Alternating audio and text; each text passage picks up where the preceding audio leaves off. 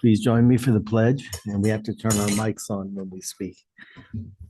I pledge allegiance to the flag of the United States of America and to the republic for which it stands, one nation, under God, indivisible, with liberty and justice.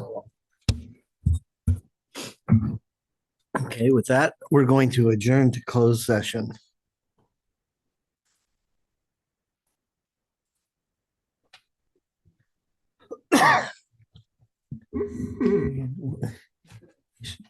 Turn the recording off. Recording's on. Oh, that's good. Yeah.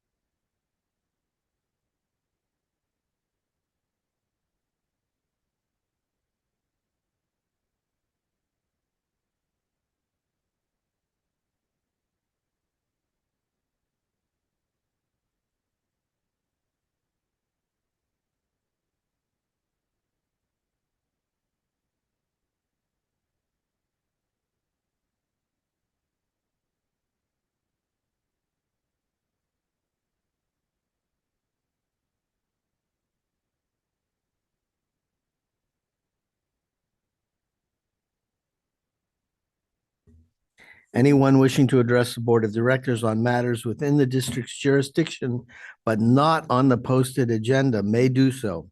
Each speaker is limited to 3 minutes. The board may not take action on or discuss items not on the agenda, but may briefly respond to statements or questions by a member of the public. The board president may refer any matter to staff for further follow-up or elect to have the matter placed on an agenda for a future meeting. Do we have any public comment? None at this time. So let's go ahead with item number 12, LAFCO's role in MSRs and reorganizations. Would somebody like to introduce it, or? We have Mr. Jason Freed of. Yep, thank you. And yes, I'd like to introduce Mr. Jason Freed of Local Agency Formation Commission in Marin County. And welcome. Thank you for attending our monthly board meeting to go over the upcoming MSR process for Central Marin sanitation agencies. Thank you. Hi, Jason Freed, you're the executive officer for Marin LAFCO. Tonight I have a very short presentation, which I'm sure is going to lead to plenty of questions. So that's why I made a short presentation, so there'd be plenty of time for you to ask any questions you may have about LAFCO and its role in MSRs and in reorganizations, which is the LAFCO term for when a government agency changes how it operates, consolidates with other people, separates itself out, whatever it is. When multiple things are occurring, that's referred to as a reorganization. So first off, just for those that might not have heard of what LAFCO is, our full name is Local Agency Formation Commission. There's one LAFCO in every county, and it fits the needs of each county. So there are 58 LAFCOs across the state of California, and there are 58 different LAFCOs across the state of California. Each of us operates slightly different. We fall under the same section of state government code, but how we physically operate, how we function was really based off of what the local needs were. So all of our membership, for example, our elected officials and a member of the public, all are from Marin County. So it's all about Marin County is what Marin LAFCO's focus is on. LAFCO has decisions and functions. We have a whole bunch of them. I'm just going to talk about the ones highlighted are the ones that are kind of going to get covered tonight, which is consolidation, mergers, and subsidiary districts, municipal service reviews under decisions, and then functions, administrative changes of existing agencies. And as you can see, there's a lot of other things we can do, but I don't want to spend your time tonight talking about the things that aren't necessarily of focus to this agency right now. So what is an MSR? Let's first start off with that. The state legislature wants us to do these, and I quote, every 5 years, comma, or as necessary, ... There is a huge debate within the LAFCO world as to what the comma as necessary means. Does that mean we do them every 5 years? Does that mean we do them every 5 years or sooner if needed? or we do them once and then we do them as necessary thereafter. Marin LAFCO has 60 agencies that we need to do.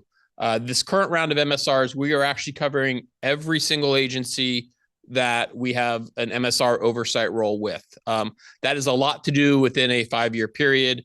My commission has decided we want to try and stick to that 5-year rule if possible. Reality is 60 agencies doing a full review is not, if you're going to do an actual review, is not realistic. So we're actually going to take about 6.5 years to complete this complete round of MSRs. And we think it fits within what the state legislature is really looking for out of a LAFCO, which is give us the review that is needed. And because we have so many of them here in Marin County, we're doing it. It's going to take us a little bit longer to do. The state does have guidelines, which we'll get to in a second, on what should be covered, but it does allow for variation in them. And they, like I said, each LAFCO is different. The MSR is very widely. You will see some that will do a 400-page report on one agency. You'll see others that will do a 5-page report on what would be the similarity of the same agency in their county. So they can vary very, very widely between LAFCOs. We are probably on the more heavy side of an MSR. We don't just do the checklist, which we'll get to in a minute. We actually will look a little bit more in depth into certain things. As I've already said, this time we're covering every single agency. And this round, one of the things we're doing is looking at both the current status of the agency, but also some of its history. What our goal with this round is try and create a benchmark for all of our agencies. And that way in the future, we don't necessarily have to come back and do some of the deep dive history stuff of where did you start? How did you form? Because that's one of the questions that was, why does Marin County have so many agencies? And if you were to start today, and I'll get myself in trouble for saying this publicly, but if you were to do it today and wipe the map clean, you would not have 60 agencies in Marin County. You would have a lot fewer agencies, but there's reasons why we have 60 agencies. And that's what the history lesson that we're doing in some of these MSRs is looking at, is why do we have so many of these small little agencies that all are, for all intents and purposes, touching borders now. Back in the day, they didn't. And that's kind of what the MSR is trying to show and reveals, that when you understand the history of it, you understand why we have so many agencies here. And then we're doing these for the most part, we've been doing these on region. So like we did one for the Golden Gate corridor area, which was Sausalito up into Mill Valley. We did one for the Ross Valley area. We did one for Central Marin, San Rafael area, Nevada, West Marin. And then there's a few of them like the one that we're about to start, which is the MSR for Central Marin Sewer Agency. So it's going to include the CMSA members, the CMSA itself and its 3 members. And then we're also throwing in Las Colinas, because that's also in Central Marin. Even though it's not part of the Central Marin Sewer Agencies, it is in the Central Marin area and overlaps with San Rafael. The sanitary districts don't overlap, but the actual sanitary district has part of San Rafael. So it seemed to make sense to include that with this group of MSRs. And then finally, I will say, MSRs are not the only types of reports that we can do. We can do something that's referred to as a special study. We can pretty much study anything that government does if we so desire to do so, and we have a lot of rights to do so. There are some limitations for LAFCOs, which I didn't include in my slide deck. But like, for example, we don't do boundary issues for school districts. So school districts, we stay out of that business. And there's a few other types of agencies that we just will never touch. And so as long as it's within our jurisdictional area of review, we can review anything that an agency does. And so, as I mentioned earlier, there are 7 things that the state wants us to look at. They want us to look at growth and population. So we review the current growth, what your current population is, and what your future estimates are. We generally in the Bay Area, most of the LAFCOs tend to use like ABAG or regional governments to tell us what do they expect growth to be in the area. They're not always perfectly correct, but they give us a baseline to say, hey, if we're expecting growth, what does it potentially look like? We look at location and characteristics of disadvantaged unincorporated communities. That is defined as 80% of the statewide median household. In Marin County, and remember, this is unincorporated areas, so we don't look inside the cities to see where the disadvantaged communities are. We only look at the unincorporated areas, because one of the things that want to make sense, that the state wants to make sure that doesn't occur, is that you don't have municipal services like a sewer district, water district, or a city itself expanding and then leaving a poor community out of its district because they're like, oh, well, they can't pay enough money to us because their property values aren't enough. So we were going to exclude them from our services. our job is to make sure that that doesn't occur. In Marin County, we have two, what's referred to as ducks. That's what the short-term hand is for that. And we have two of them. One is over in Marin City area, and the other is California Park, which is an unincorporated area in the San Rafael area. It's mainly, that one is mainly a mobile home park with a lot of retirees in it, which is why it gets classified as, because the median household income isn't very much, because most of them have retired. And so with that, we then look at capacity infrastructure. That's one of the big things that we do look at. Like when we're doing this, one of the reasons why generally JPAs do not fall under LAFCO review. But in cases like here, where you don't do any of your own treatment, you collect it all, but then you send it to a treatment plant, we pull in the CMSA treatment plant into our review, because that's the only way we know, do you have capacity for expansion? Because yeah, you can expand, you can put all the pipes in you want, but if there's not room at the treatment plant for it, that becomes a problem, because you're collecting but not being able to treat. So that's why the CMSA folks get thrown into this MSR, so we can make sure that there's enough treatment capacity for all of its member agencies. We also looked at as your financing. This is not an audit. But what we want to look at is say, do you look like you're basically in good financial shape now? Do you have long-term financial plans in place? Do you have capital improvement programs? Do you have things in place that will actually show to the public that, hey, they're actually not just thinking about today, but they have plans for, how do we replace our pipes in 20 years when they start to get old and need to be replaced or whatever, everything has their different capacities there. We will also look at shared facilities. Are there ways that government can share resources together?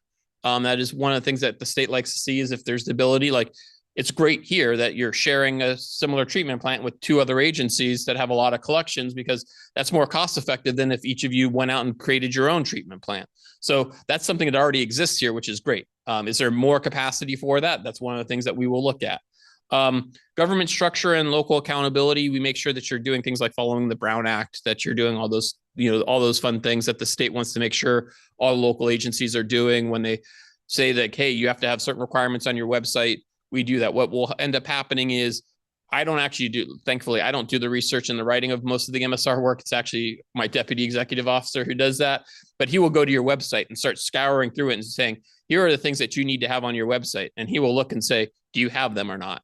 And that's the way he does a lot of his research. It's, can we find it on your website? If we can't, we'll come to you. Some of the things we need shouldn't be on your website or wouldn't be expected. But the things that are, if we're not finding them, we'll let your staff know, like, hey, these are the things we couldn't find. They really should be up on your website. I think this district has a pretty good website and I think does a good job of it, but it'll get a good review from, excuse me, from Jaron when he gets the chance to sit down and actually look at it.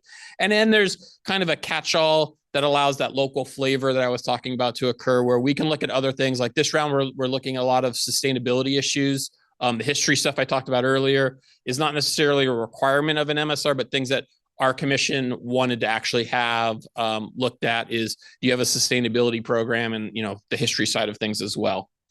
So with that, what do MSRs not do? What do they do and don't do? Just to make sure it's clear, is we establish actionable items for staff to work on and bring back to the commission for review and possible action in the future. So these are things that are within LAFCO's purview to do. Like, hey, we noticed your boundaries aren't quite right. We need to fix your boundaries for some reason, or just any number of other issues that we need to do. We will work on those separate from the MSR itself. The MSR doesn't really get into that. At least our version of an MSR doesn't. I will say there are LAFCOs that don't do all their agencies and will focus in on one and try and really like dig deep into that. That's not what we're doing in this round. So we're not doing that type of deep dive into it. So what we don't like to do is spell out specifics of exactly how an agency should run. The last thing I want to have done is all of you come to me, tell me how to do my job, just as I'm sure your general manager and you as a board don't want me coming and telling you this is exactly what you should be doing and exactly how you do it. You're the experts. I'm not the expert in the field. None of we're generalists at LAFCO. We're not the experts on we know a little bit about everything, but not the specifics about any one item to tell you how to do your job exactly. We make high-level recommendations for things that are outside of LAFCO's actionable items. And those are generally just recommendations. We will come back at the next MSR and say, hey, we recommended that you do these 3 things. Did you do them or not? We're still trying to figure out what that actually means in the next round because we haven't gotten to that yet. But when we do, we're going to start figuring out what does that mean.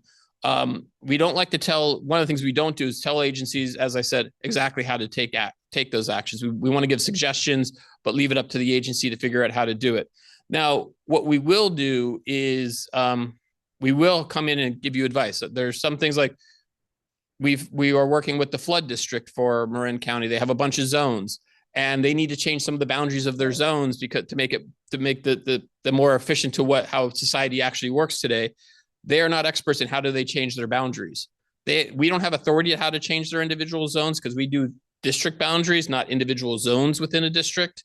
But we can help them understand how that process works so that they have a good functioning system that will be understandable to the general public at the same time, rather than them just muddling around and trying to do it. We're trying to help them do that. So we will advise if asked. And that's one of the things is we want to be asked. I'm not going to force my way into this room and tell you, you need to listen to me. You need to tell me, I need to tell you what to do. LAFCO requests to be asked to be in the room. We won't force our way into the room. So that's, unless we're legally required to, I should point that out. There are some legal requirements where we might force our way into the room, but no one in Marin County falls under that legal action requirements. We all have good agencies that work well together and don't need us to do that. So with that, I'm happy to answer any questions on the MSR process or on how, I know there's been a lot of discussion within the CMSA group about San Rafael Sanitary District wanting to share staff, which we think is potentially a good thing. If it's done correctly, it could be a good thing for everyone involved, but there's a lot of questions that need to be dealt with in that situation. So with that, any questions, happy to answer them. Well, no, I think I'm more interested in watching you as you do this study. I don't think I have a lot of questions now. Okay. I have questions as the study goes on, and especially when it's completed. But I understand what you do, so go do it.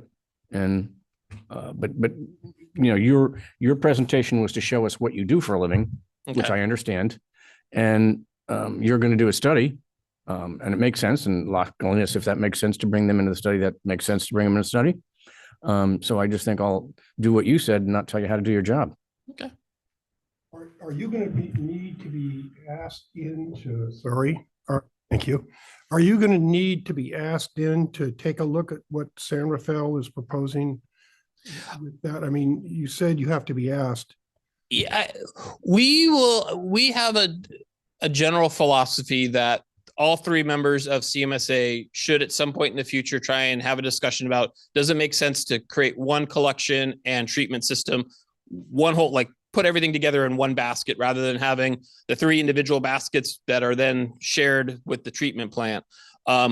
How you exactly get there, I could give you my opinion. I could give you my advice along the way. There's a multitude of ways to get there. So we're not going to we need to be asked in the room if you want us to help. Some of what's being discussed right now is the early steps to eventually get there. I can advise you as to, are these early steps going to cause a problem later on potentially? If you're trying to do something that consolidates and you do it, you're going down a path and you do it one way, you might not realize, oh, wait, there's a big cliff that's just outside of your horizon that you're not looking at because you're focusing on this issue here. And I want to make sure that you realize there's a cliff over here. So you're prepared when you get to that stage. How do we get over it? Do we build a bridge? Do we need to maybe take a different tact? Do we need to go in a different direction in order to get around this big cliff or hole that's sitting in your way? We can help. We know what that end path looks like. So I can help advise on that. If what's being discussed right now technically is outside of LAFCO's jurisdiction, two agencies coming to an agreement to share staff is not something LAFCO has authority to say yes or no to. It would be something we would review and encourage in an MSR. We would say, hey, it's great. Figure out how to share staff. What we might might say, hey, just be aware there's potential cliffs that are out there that you need to be paying attention to if you're actually looking to get to that full consolidation mode, which is what LAFCO would really want to encourage at the end as an end result farther down the road. Well, I mean, that seems, consolidation, full consolidation could be a long time away. Yes. If we do it, I suppose, I'm not sure. But you're not going to weigh in. I mean, it says right here, your function, administer changes of existing agencies, organizations. I mean, it sounds like it's right up your alley. It is to a certain point. Like if you had two agencies that said, hey, we want to share, and this is what occurs on a regular basis in the fire world. So I'm going to use the fire departments as an example of this. Is for a long time, Southern Marin Fire and Mill Valley were sharing the same fire chief. That doesn't take LAFCO approval to do. We know that it's going on, and when we do our MSRs, we mention it. Now, their goal was, can we create one fire department that Mill Valley will accept as being a good fire agency and has good oversight that doesn't require the city council to be involved anymore? And through what they referred to as the dating process, it took them several years of dating together to show that, hey, yes, we are doing this. And their end goal was either at the end of this dating process, we're going to either show that this works or we're going to show it doesn't work. And if it works, we're going to figure out how to get married. If it doesn't work, we're going to separate and go our own ways. And so they purposely set things up to allow an escape route in that process. If things didn't work out, they had a very easy way. They still had two fire agencies that existed. You just had one fire chief. And what would happen if they separated was they would get two fire chiefs. One would run, the Southern Marin would keep their fire chief, and Mill Valley would have to go out and hire their own fire chief. They technically had one. He became a deputy under this model. So it was very easy for them to separate. That first part, LAFCO doesn't really have an oversight role as far as approvals go, but we were paying attention to it, and they were asking us questions as this was going along so we could help them understand when it comes time to consolidate, here's what it's going to take. So when it came to us, it was a very easy marriage because they were working with us all the way through. That's not a requirement, but it was something we were willing to do because we wanted to see it happen if it made sense for everybody.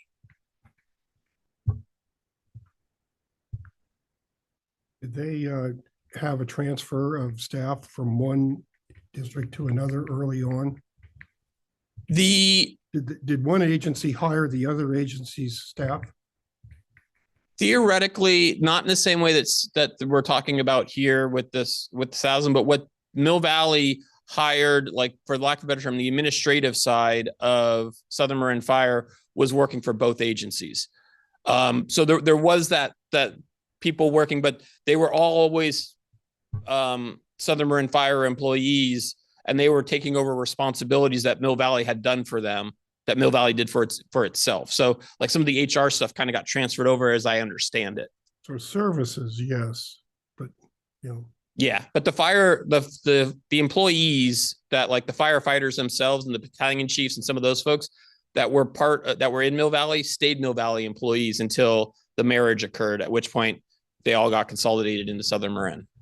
That what you're saying happened to the fire agencies down in Mill Valley is exactly what happened to Central Marin. Mm-hmm. The four agencies at the time met for probably 10 years. Mm-hmm. And they formed a steering committee of appointed members from each one and didn't like each other and, were afraid of each other, and found out that for years, almost a decade, there were always these 5-0 votes. Everybody was agreeing on everything. They found out, or disagreeing, it was uniform. And that's the way a consolidation works, just like your plan in Mill Valley. Yeah, I mean, not a dump and see what happens. There, as I always like to say, that every time we do one of these, it's a blank page. We know what's occurred in the past and how things that have worked and haven't worked, but for lack of a better term, there's a million ways to do these types of processes. And it's really a question of what makes sense for the agencies involved. And so the question is getting everyone to sit down at the same table to have those discussions to figure out what makes sense. And is there really, not to put the horse before the cart here, but the end question for me is, if you were to do a consolidation at the end of the day, you have two different types of boards that exist within CMSA of its membership. You have the dependent district, which is the other two members, and the independent district, which is you. Independent refers to you're elected by the general public. The dependent board, you're appointed by some other elected body. And that's what occurs with the other two senators. So one of the questions that eventually would need to be asked is, what does a consolidated group look like? Is there a way, are we looking to create a fully dependent board or an independent board that would oversee that final say? But that's, like I said, that's we got to figure out first, can we even share staff together? Can we do other things? And that's one of the things that needs to be discussed is, how do we do that? Which path is the best way? And I can tell you, you could go in multiple different directions, and I could probably sit down and tell you, here's your 3 roadblocks on this one. Here's your 4 roadblocks on that one. Maybe the one that has 4 roadblocks are easier to get over than the one that only has 3 roadblocks. And so it's a question of understanding where those roadblocks are. So, you know, if your long-term goal is everyone together, how are we getting there? And like I said, you can go a lot of different directions in doing it. Good question.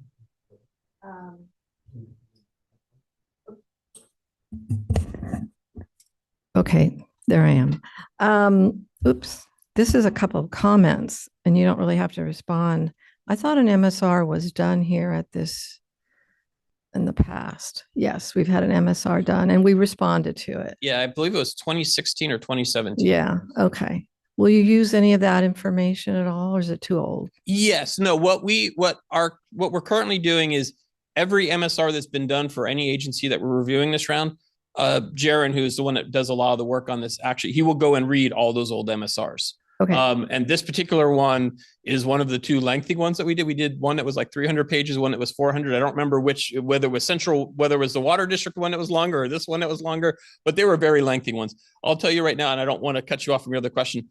This MSR that we're looking at is only going to be like 100 pages. We're not doing this overextended, like robust discussion. We're trying to keep it to the core values of what we're supposed to be doing. Okay. And then looking at this second page on this government code section on number 4 about financing. And what I want to know is, because I have concerns about bringing in a new agency that may have some financing problems, and how do we integrate without us getting harmed? Do you understand, right? So I'd like to know how that process works. Let's say they do have big pension debts or some other debts, and the group, usually we're all together. So how does that work? So what we do on the financing side, like I said, we don't do audits, but we will look at the agency's audit, make sure they're getting them done. The audits answer at least the particular questions that you're asking there about pension liabilities. That will all get mentioned in the audits that they have. And so we always incorporate that audit data into our thing, saying, hey, they've got X amount of unfunded liabilities. Here's the other things that they've got. And we try and do our best to encompass it. We don't do, like I said, since we're not doing an audit, we have to, in a lot of ways, trust that the agency is putting out correct information to the general public, and that the auditor that they've hired is a reputable one. In Marin County, there's a few auditors that do pretty much all the agencies, and so we know who all of them are. We don't have any issues with any of the auditors that seem to be doing the work. I can't speak directly for this round because we haven't actually started it yet, but I do know that the auditors that do the work are all reputable folks in Marin County. And so just to be clear, how did you come into the game? Were you called in? Were you eyeing this to happen, or who contacted you? On what part? On the MSR or on what part? The whole, whatever it has to do. I will do my best to answer it, because there's, I think, a few different questions, a few different parts in there that are being asked.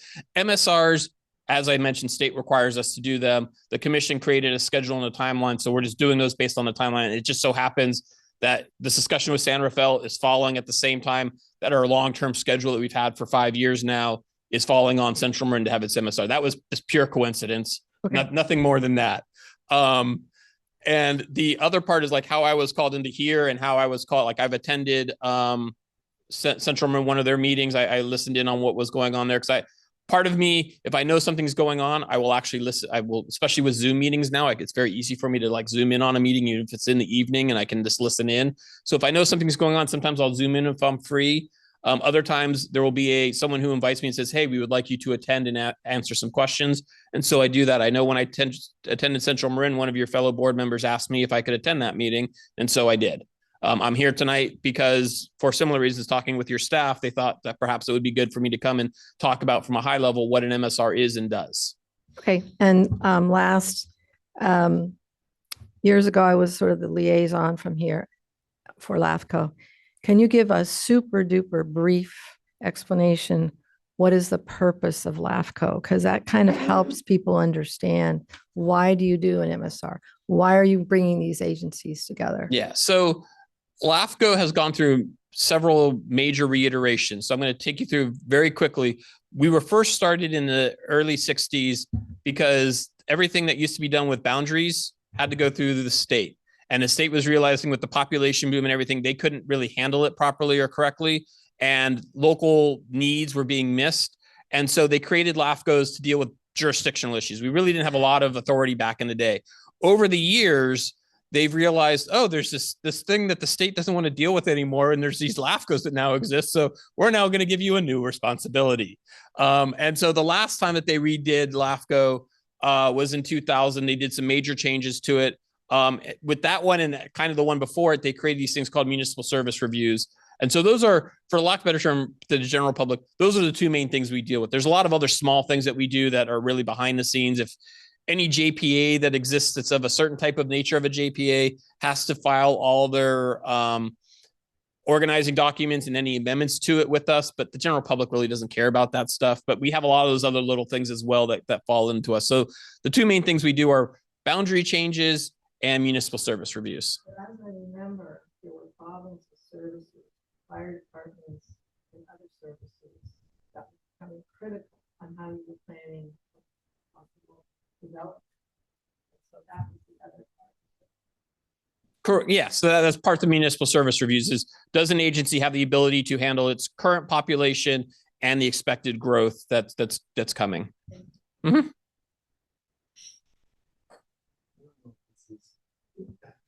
I don't know if this is your purview, but when you find groups merging like this, does the liability of the employees, like the unfunded pension liabilities, do they remain with the agency or do they follow the employees?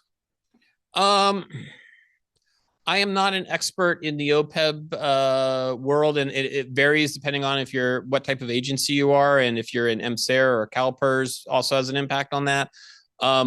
The liability is there, and I've never quite understood exactly. It follows the employee to a degree, but the original agency still has some responsibility for it if the original agency still. So like, I know when we did the Mill Valley Southern Marin Fire stuff, all those employees were going over. Mill Valley still has some responsibility, Southern Marin, to make sure that Southern Marin is made whole in the OPEB responsibilities of its when those people retire.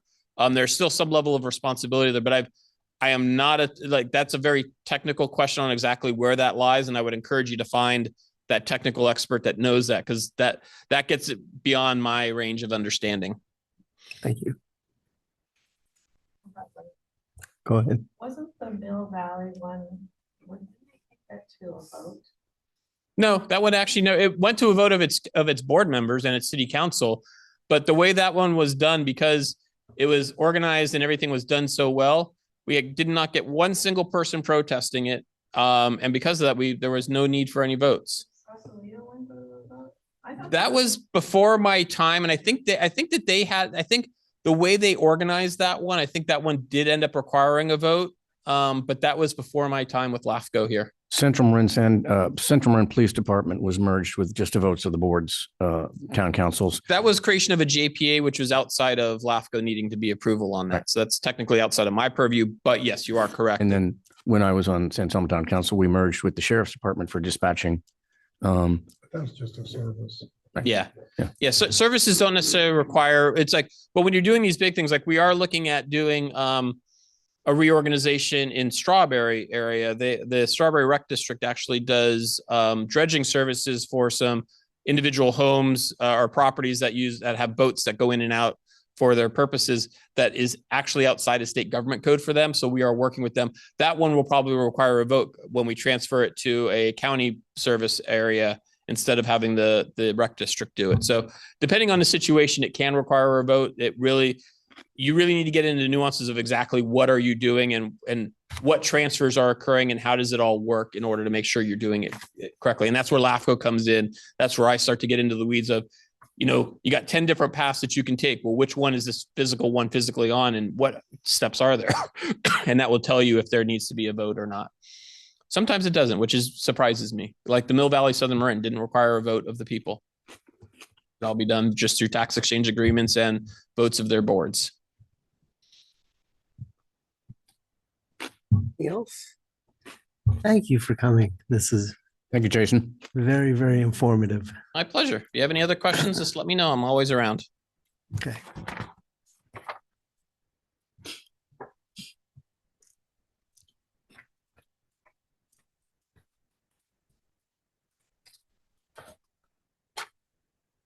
Item 8, committees report out. Finance Committee. Finance Committee, Finance Committee met yesterday. We had a really good meeting. It was, I think, Victor's first meeting with the Finance Committee. Yeah. And he made presentations on the monthly financials, which summarized, and we're kind of going to make those permanent because they were really effective, we thought. He can tell you, but we remain in excellent financial condition. And this is also the first time in a very long time that we're not lagging by a month.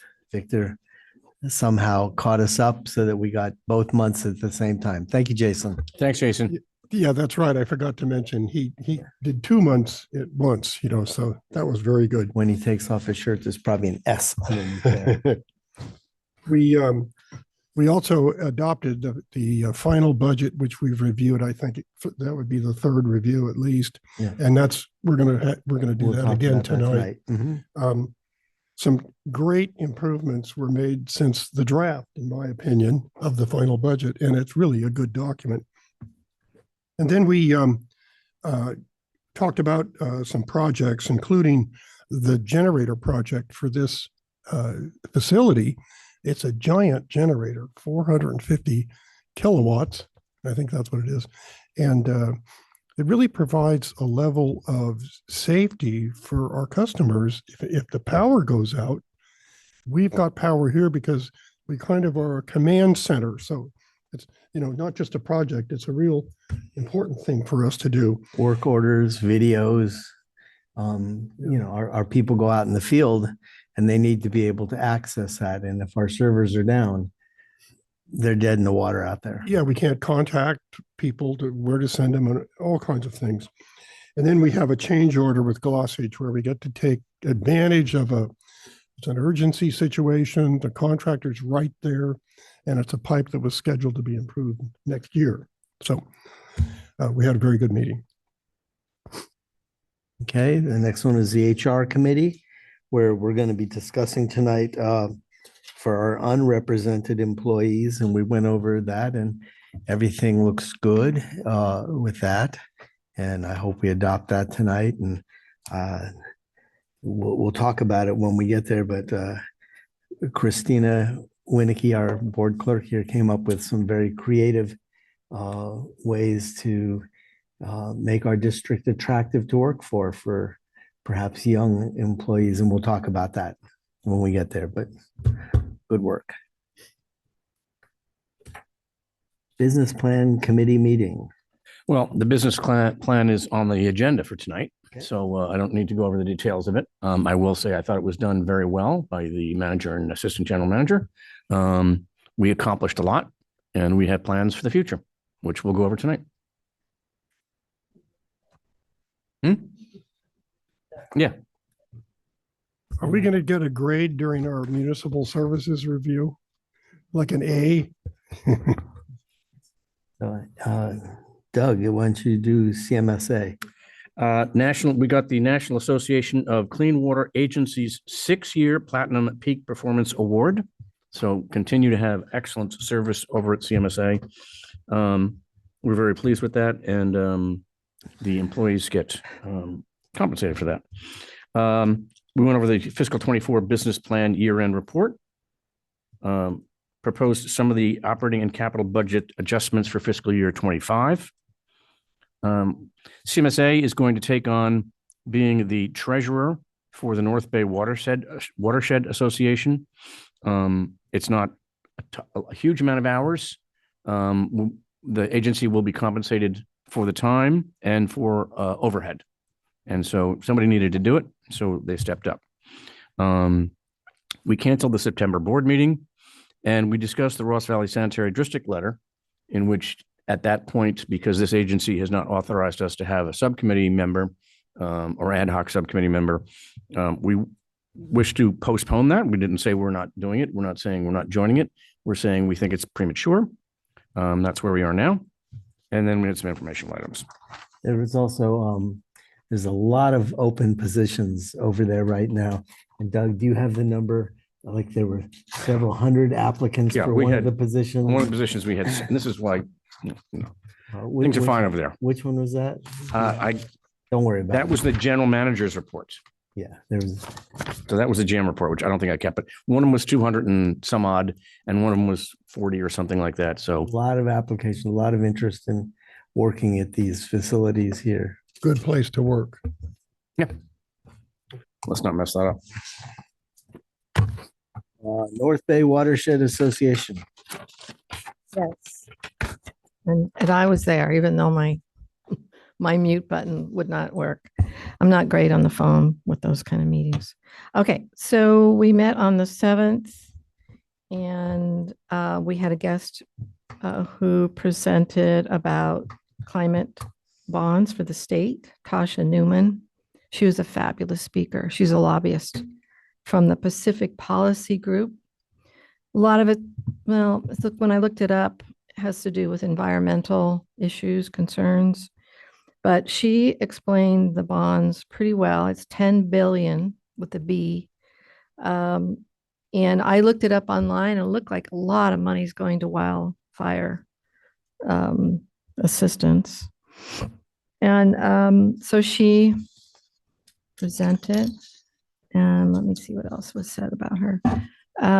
So she reported that the state has been working on 2 climate resilience bonds since 2018, with negotiations ongoing this year to reduce the bond amounts by about half. So I guess you were asking for a lot more. The bonds in discussion for the November ballot are also in education and a climate bond, with the administration prepared to take on an additional 15 to 20 billion in bond indebtedness. So that's it. Oh, and they have 2 committees that are forming. I think one is kind of on policy and ongoing committee meetings, et cetera. And then there's one for scholarships, and I volunteered for the scholarship subcommittee. And that's it. Okay, item 9, verbal report by general manager. Thank you, President Borstein and board members. I just have a couple of brief things.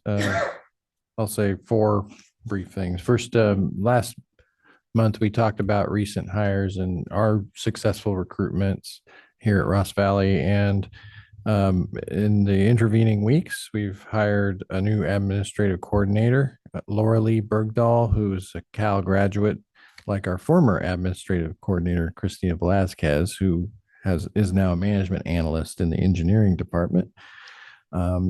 So we continue to fill positions with highly qualified candidates here. And we have an open recruitment right now for an accountant. And so stay tuned. There'll be more activity on this front. One thing, I was looking back at my notes, and you might recall in December, we had a board item about it seemed like at long last, the FEMA money was going to come in for our COVID expenses. And it did. I think I neglected to let you know, but in late February, early March, we did get a payment. It did show up in the financials. I just want to make sure you were aware of that we received $84,722 for COVID-related emergency expenses. And it took a lot of effort from staff and our consultant to make that happen. And my third thing on the LAFCO issue, I mentioned last week that SD2 and RVSD were working well, adjusting the boundary between our agencies, and that was on his list. He didn't, it wasn't highlighted, but it is something we're actively working with LAFCO on. And the latest on that is the application is not yet complete. There are a few minor details we're working through, but when it's completed, it's currently estimated to be on the October agenda. I'm always interested in this issue because just having a valid boundary on these underground utilities is not easy to do, but it's a good thing to clean up as part of leaving this place better than we found it. And then when we correct the map, it actually will get submitted to the state, because now it's a requirement under the statewide collection systems order to submit an accurate boundary map. So our SSMP update in 2025, we will have it accompanied with this new boundary map. So it's nice to continue to make progress, and it matters as far as how, the information we present. We have been contacted with, there's a housing development on state property, the former San Quentin gun range, which is outside of our jurisdiction. But we've been contacted about a public sewer extension. So we're advising them to work through the LAFCO process because they have to be added to our district for us to serve them. So more to come on that. Is that out on East San Sir Francis Drake? It's on East Sir Francis Drake. Yeah. Right. Located where our force main is located. And we've made sure that their development footprint doesn't impact the force main that we are responsible for. My last update, I'm sure you're wondering about Larkspur Landing, always an interesting topic. Currently, the general plan and housing element approval at the city of Larkspur is planned for July 17th. We will stay tuned. We haven't heard otherwise, but we'll stay tuned on that. It can change. But if it were approved, then our process can begin to declare Larkspur Landing surplus property and to lease or sell the land. Here, I just want to let you know we're active on this subject since there's potentially an imminent decision. We have a meeting this week with our consultant, Century Urban, and just to update, what the process will be, and so that we can keep you informed and the public. It's pretty similar to where we left off a couple of years ago. But what you might recall in some of my briefings is our team has been busy making sure that what is planned to be zoned and the housing that would be approvable matches with objective development standards. They're the ODD, the ODS, things like, building height and that sort of thing to make sure all the numbers add up. So our teams have been very helpful making sure that the quality of that, it's like a quality assurance of that policy making.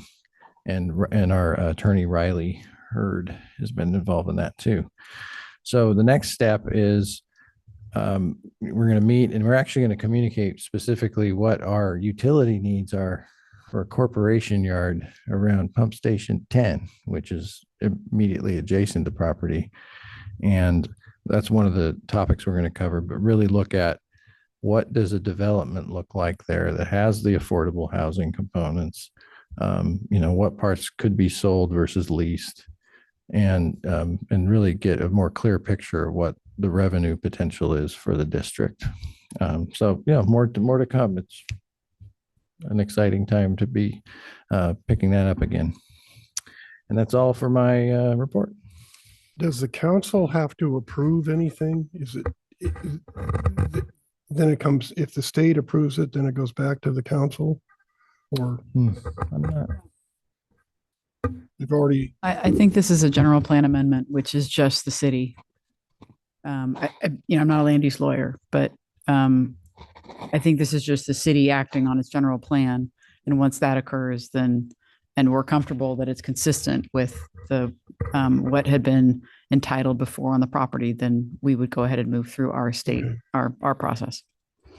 There was, to your point, though, there is a state approval through HCD of the housing element, right? And so that's going kind of in parallel. They're responding to the second round, I think, of comments from HCD. So hopefully that's all. I'm hearing they're confident that they're addressing that. So if that's all straightforward, then we can move ahead. Yeah, there were other details. We did actually provided an open space map. They had proposed the open space set aside from the previous development, and which was overly, which was not linked to the actual location of sensitive resources on the property.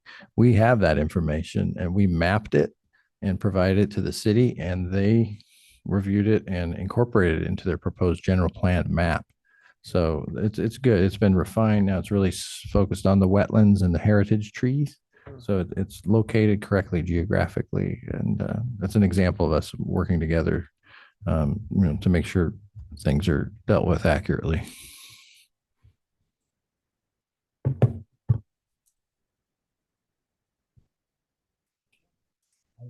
Verbal report by board members and request for future items.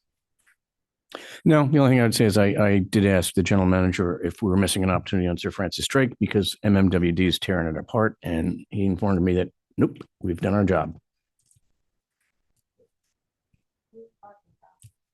You didn't see the closure of Sir Francis Drake Boulevard going down to 2 lanes from 4?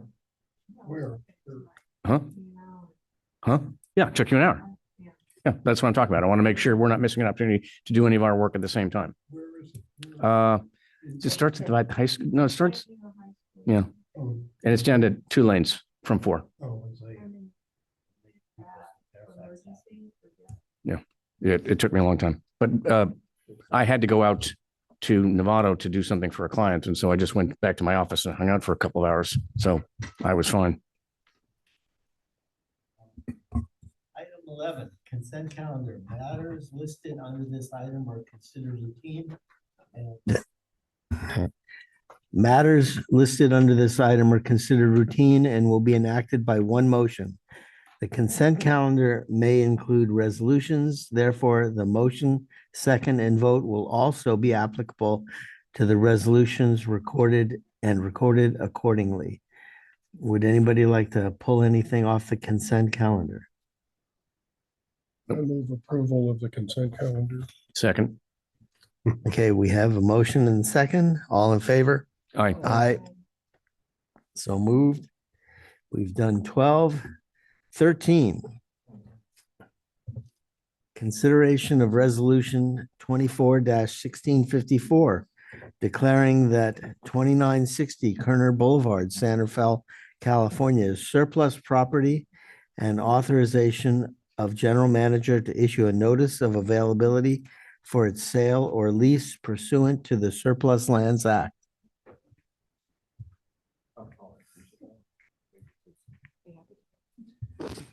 Thank you, President Borstein and board members.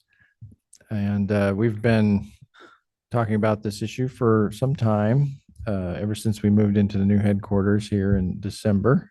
So it's been 7 months.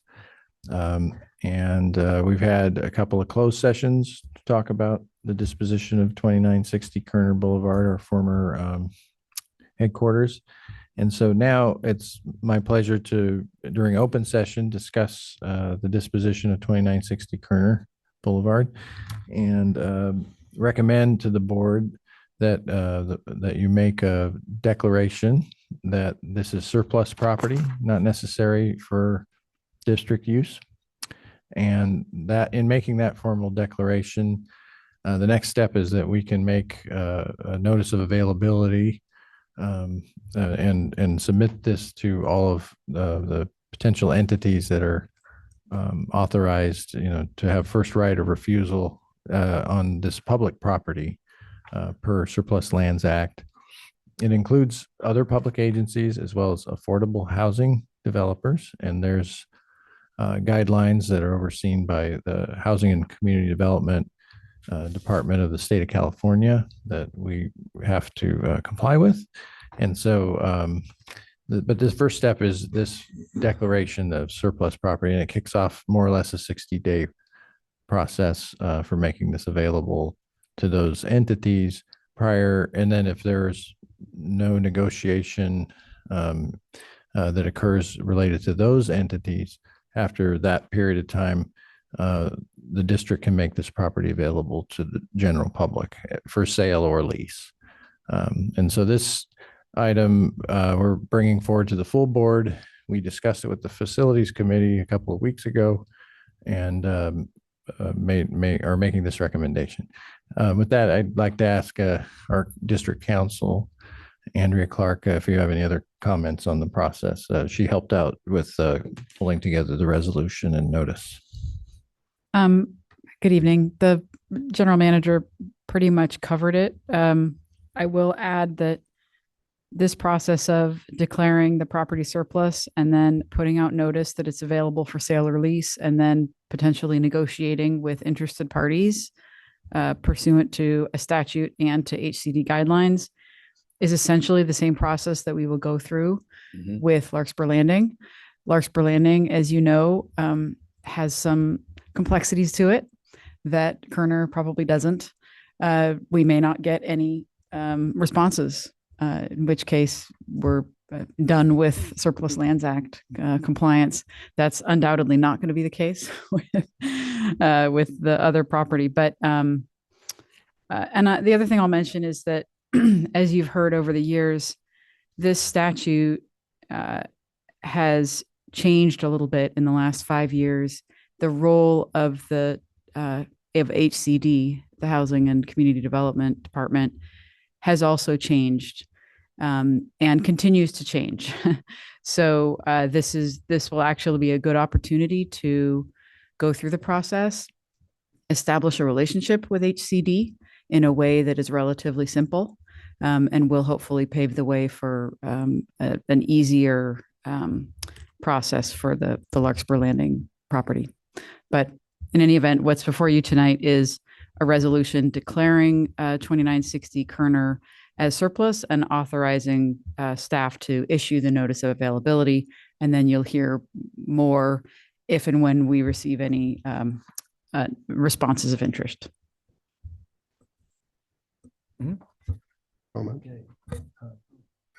So this means that, as you said, we can either sell or lease it or do nothing, right? We don't have to do anything. And how long is it good for? You know, in other words, we can take a long time, or how long is it valid for? Which, the notice of availability? Well, or the declaration of surplus? Yeah, the part after 60 days, what do you call that? Well, if you don't receive any responses, then you're done with Surplus Land Act compliance, and you can do nothing or sell it or lease it in compliance with anything else that applies. Sure. There's no time limit, like it's good for a year or 2 years or nothing like that. The declaration of surplus, or the offer out there? It's only good for 60 days. The offer, you only have to. No, I know. Okay. And so we don't get any comments. So after 60 days, we have as much time as we need to do something. That's right. Okay. Correct. That was my question. Yeah, sorry. Kind of made it confusing for myself. But... Pam? Do we owe money on this still? No. No. Yes, but you'll recall that was the year, it was 2009. So it has been 15 years since the Kerner property was purchased. And there was some financing, but that was paid off long ago. So it's owned. No, actually, it was refunded in the 2013 bond issue. Okay, there you go. Yeah. So it says here, in accordance with section 54222, if you represent a developer of affordable housing or a public agency, you have 60 days. Got it. Of this letter sent via electronic mail. Who are we sending this letter to via electronic mail? We will be provided a list by HCD of all of the developers who have put themselves on the list, as well as, I don't know if the HCD will tell us the public agencies. The last time I went through this, which was in the last year, HCD did not play this role. So back to my point of their role keeps changing. They gave a list of the developers, but not of the agency. So we may need to figure that out ourselves and probably just be more inclusive than needed. So that it will be a list. He's got their emails. Yeah. So there will be a specific list, and we'll send it electronically. If they don't have an email, we might have to send a few by mail. Thank you. Yeah, and the draft notice of availability that you're referring to is a draft. We just wanted to show the board an example of what this may look like. We may fine tune the verbiage in it, but it's based on a template from Southern California. And so many agencies are going through this process right now. What if we miss some nonprofit that is interested? What do? We do our best effort to contact everybody. What if we miss one? You mean if we fail to send something to an entity that we were required to send it to? No, you told us that the state hasn't helped us with the nonprofits. They've done the developers. What if we miss one of the nonprofits? It's not nonprofits, it's public agencies who are in the school or open space areas. And so if we miss one and realize it, we might need to send it and then let 60 days pass I see. in order to avoid a due process problem. So it's public agencies, which is probably pretty easy to reasonably, yeah, Mhm. okay. Yeah, you heard from the LAFCO representative there of the level of Send number. it to Laf. But thanks, but Andrew makes a good point that from what I've read, I see the school districts and parks and open space districts highlighted in this with the the intent of the Surplus Land Act. So certainly we'll make sure of that. But yeah, and we're hoping by it being on our publicly noticed agenda, folks are paying attention to us as owners of potentially surplus land. So yeah, we think that also has a value. Just you're publicly declaring the land as surplus in the building. Christina, do we have any public for comment? Okay, if anybody you are out there who want to make a comment, now's the time to raise your hand.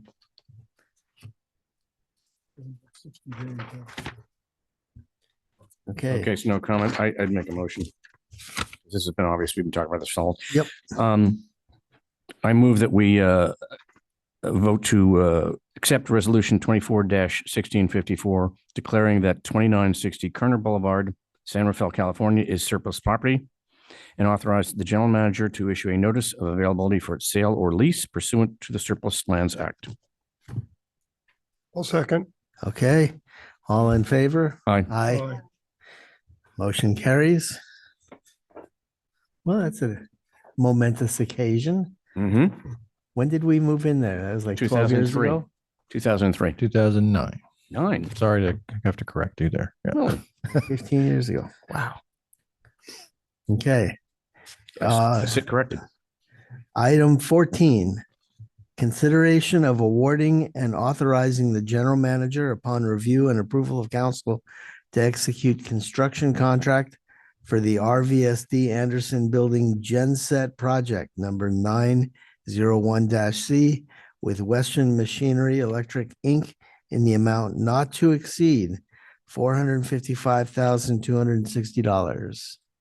Thank you. And this item is the last leg, the three-legged stool of our Anderson project. And moving in here, this is a backup power reliability that this facility needs for us to function as a 24/7, 365 utility for many reasons. And with that, we have senior engineer Phil Benedetti here, who's also worked closely with our O&M staff, Paul Brummer, who's not here today, and Kevin Lewis, who is also not here. So Phil's going to carry the day for us and describe the proposed project and staff proposal to accept this low bid on the generator project. Phil? All right. This is not on.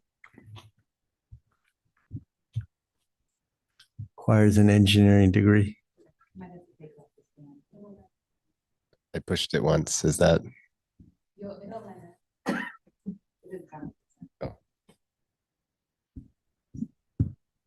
Oh, that sounds like it. It's working. All right. Thank you, Steve. So item 14 tonight, we're looking at installing a 450 kilowatt generator here at this facility for backup power. The project was put out to bid on May 16th. We advertised it for about 20 days, which was relatively short, but we had a mandatory pre-bid walkthrough. We had a very good turnout for that. Went over some of the various options for how we would route that power back to our main electrical building. The contractors that turned out to bid, I believe we had 14 that showed up for the mandatory pre-bid meeting, and we ended up with 5 bids from contractors, which is pretty good turnout. You can see that the lowest responsive and responsible bid was from Western Machinery Electric, and their bid came in 18.7% above the engineer's estimate, and that's based on the base bid. So if you look at the bid tab that's provided in the memo from Newt Engineering recommending the bid review memo, you can see the base bid, the total base bid is tabulated there. The original, the engineer's estimate based off of the base bid was $350,000, and that was what the award of the contract was based upon. It just so happened that Western Machinery Electric was also the lowest total bid at $455,260, which is what the contract award is for tonight, which we have presented here for this item. That amount includes the two bid alternates that you can see at the bottom of that table. Are the board members know where the tables? You have it? It's a exhibit 1 6. of attachment. Yeah. So yeah, go ahead and give them the board packet page. That's usually So board it packet. is board. Is that the yeah? Sorry, board packet number 106. Yeah. Thank you. So the two bid alternate items, which to remind you are options that we receive a bid price for, and we can either proceed with them during construction or alternatively delete them. So those items that we have on here, the first one you can see is a tier 3 mitigation package to meet Bay Area Air Quality Management District requirements. Their requirements are somewhat transient. You're never really sure what the requirements will be. So that's why we have added a bit of a buffer into the contract to allow us to install a more advanced emissions package for the generator. Then the second item is an alternative routing of the conduit. One of the Paul, I believe Paul was working with the electrical engineer Todd Beecher, and they were able to come up with an alternative routing to what we had originally planned that may actually end up saving us money on this contract. If that route goes to plan, at Western Machinery Electric marked it as a savings of $18,400. So that's why that one is a negative on their bid item. So yeah, that is that. But- item but, there. Does have any that was the questions? engineering estimate. Okay. How big is it? I forget the actual physical dimensions, but I mean, I believe it's going to be four feet wide, and then, or 4 feet long, we'll say, and then probably 3 feet deep, and then there will be a belly tank that it sits on top of. Oh, So okay. I believe it'll be. I mean, It's not that big. I thought it's not. it was going to be I don't think gigantic. I don't think it'll be like what we would see at one of our pump stations. Okay. That's you know, I would say at like pump station 14, that one was, I forget how big that one was. Well, we saw that one at 15, right? There was a generator there. Yeah. Yeah. Okay. Yeah, and I believe it was undersized for the Okay. facility, and from what I had heard, but this one will be able to power the whole building without any strange load sharing thing going on. But yeah. Well, are we also looking tonight at the additional alternative items? So we are. Okay. All right. One of them saves us money. Right. But we and also their A1 was less expensive than the other options on A1 as well. Yeah. Well, boy, a lot less. Yeah. That's probably where they won the bid. Well, no, because the bid was on the 416,373, right? Yes, that's correct. It's the award is based upon the base bid Yellow. only. Oh, it is. So, Okay. Those were just alternatives that everybody submitted. items 1 through I get 4, it. bid items 1 through 14. But they won by even more after the alternates. Yeah. Okay. How is it we're not required to have A1 Yeah, this, be part of the project? it's an advanced mitigation for air quality. Is that what it is? So we don't know, you really don't know what the requirements are with the air quality management district until you apply for the permit. Unfortunately, I mean, you have a reasonable expectation. Our reasonable expectation is that we won't have to use this item, but we included it after a lot of deliberation about hearing things about other areas that they maybe are increasing requirements, and it's like I said, it's kind of a moving target. So let me ask you this, if we use, assuming we do the alternate routing, or if we don't, doesn't matter, where's this unit going? So it is going to go just past the tenant break area. If you're walking around the building over here, there's a tenant break area. And then just past that, there's the former location of the generator pad that was there. Oh, And we're going to put a new pad that's properly sized and structurally sound for this generator to go right up there against the building on that side of things. okay. Yeah, conduit will either wrap around the building or go inside and into a ceiling space. Yeah, I realize it's not going to be used very often. But is there any sort of a sound break for that between that and the tenant break area? So I believe it's in a sound attenuated enclosure. So Okay. it does usually keep the decibel level to an acceptable amount for workplace. Okay. And hopefully we won't be using it very often. It's probably a good Hopefully we idea will to not be using it very often. Yeah. It's the plan. Not never, but Yeah, Well, right. but for your information, Director Kelly, we could have used it last week. right. I understood that Twice. twice. I had heard about once. I didn't hear about twice. I think it's a good idea Yeah. that we're getting a high quality, air quality Yep. admissions. Pam, any questions? Yes. How many days can you run that? Just refill the diesel. Well, with how much diesel right now? How much are we gonna store? I forget the available runtime with that tank, but usually it's at least a couple of days with a normally sized belly tank for a generator. But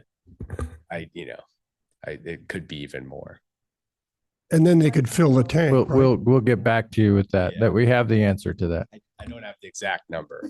But And it also depends upon the load on the generator too, because it's sized. Yeah, sorry. Generator Well, they're different because they're running on biogas. oh, They also have one that's diesel. But it's, in theory, the way it's set up now is they could just automatically switch to the biogas and circumvent the need for the diesel. But that's right. Phil is right. The industry standard is typically sized for about 48 hours, but our plus or minus, but pump stations are more like 72 hours, I think. Yes. Maybe even 96. Sewer pump stations are different. Yeah. different Yeah. Story. So, It's but larger. we're looking at, industry standard here. And as Director Kelly correctly pointed out, we can get refills on the fuel tank too, just to keep things rolling. Yeah, well, that means you're like an engineer because that's our job. It's called failure analysis. So it's a Put good question. Diesel truck in there. I don't think anybody's coming into work, but those would be crazy circumstances, I think. It's true. We would be, when there wouldn't be the top priority, if that kind of extended power outage, there'd be other things we'd be paying attention to. Any public comment? Nothing? Do I hear motion? Okay, I would move to award and authorize the general manager upon review and approval of council to execute construction contract for the RVSD Anderson Building Genset project, which is number 901-C, with Western Machinery Electric in the amount not to exceed, hang on,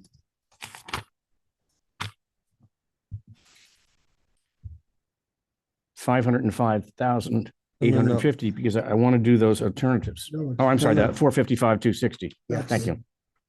I'll second. All in favor? Aye. Aye. Aye. Motion carries.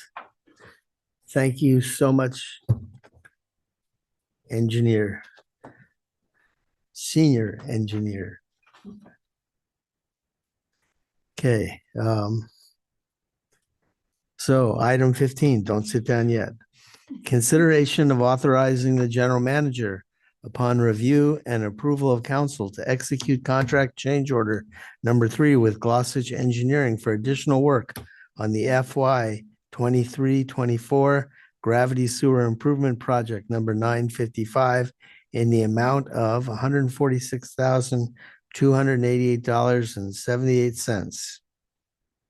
Yes, I'll briefly point out that this change order number 3 builds on change order number 1, where the board authorized extra urgent work in this neighborhood and the sewer system. And I had Phil put a map together so you could see the added work to that authorized work that came about as we were actually getting the work done. And so we've identified these areas in blue that were necessary add-ons based on what we're finding doing the work in red that the board authorized. So we just wanted to get this in front of you timely, and so we can keep getting the work done as this project progresses. It's going very well, and we're achieving a lot of goals. And with that, Phil, do you want to add anything on what's proposed? Sure. Yes, as Steve mentioned, while carrying out the work in red, hopefully yours printed in color. Change order number 1. We encountered really rocky soil on Adalia Road that you can see in front of basically 11 Adalia Court. We had originally planned to pipe burst that. We discovered that there was a very large sag in the pipe in that area, and realized that after we went to correct the sag, that it was in basically solid rock. The reason that there was a sag in it was because when they installed the pipe, they just didn't want to dig any deeper because they had encountered rock. So they were digging on grade and then ran into rock and then went up, completed the sewer main and called it good. But it's sorry to interrupt, but this pipe was being laid in probably 1925 or something, almost 100 years ago.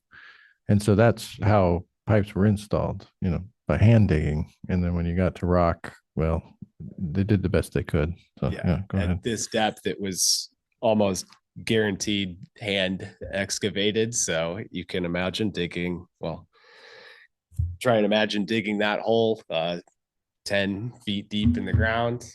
I can understand why it is the way it is, but we fixed that with our great construction technology we have today.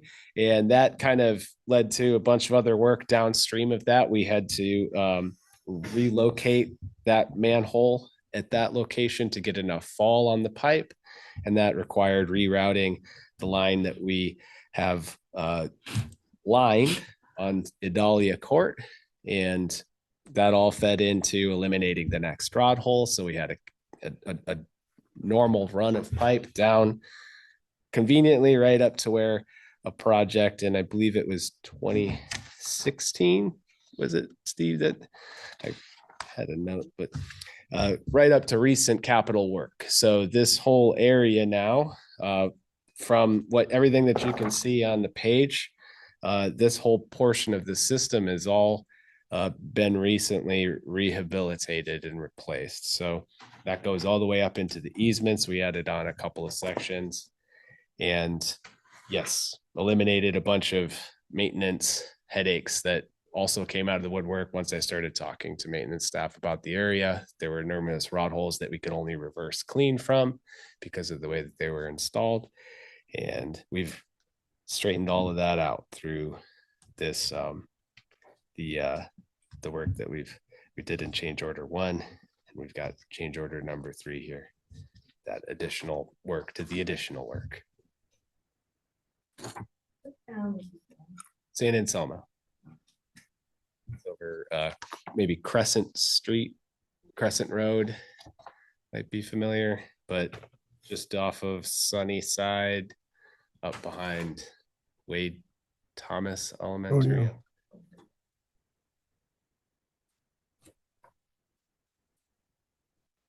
I don't have any questions. If we, you dig up the ground, you find stuff you didn't know was there, or you don't find stuff that you thought was there, you have to fix it. I think it's a great idea. If we're right adjacent, we have the ability to do a little bit extra. And anytime I see Be there's done. additional I&I, if we can stop that, I'm all for it. Okay, can I make a motion? Pam, any? I move that we authorize the GM to execute contract change order number 3 for the FY 23-24 gravity sewer improvement project number 955 with Glossage Engineering in the amount of $146,288.78 for additional work on Adalia Road in San Anselmo. I second. All in favor? Aye. Motion carries. Item 16.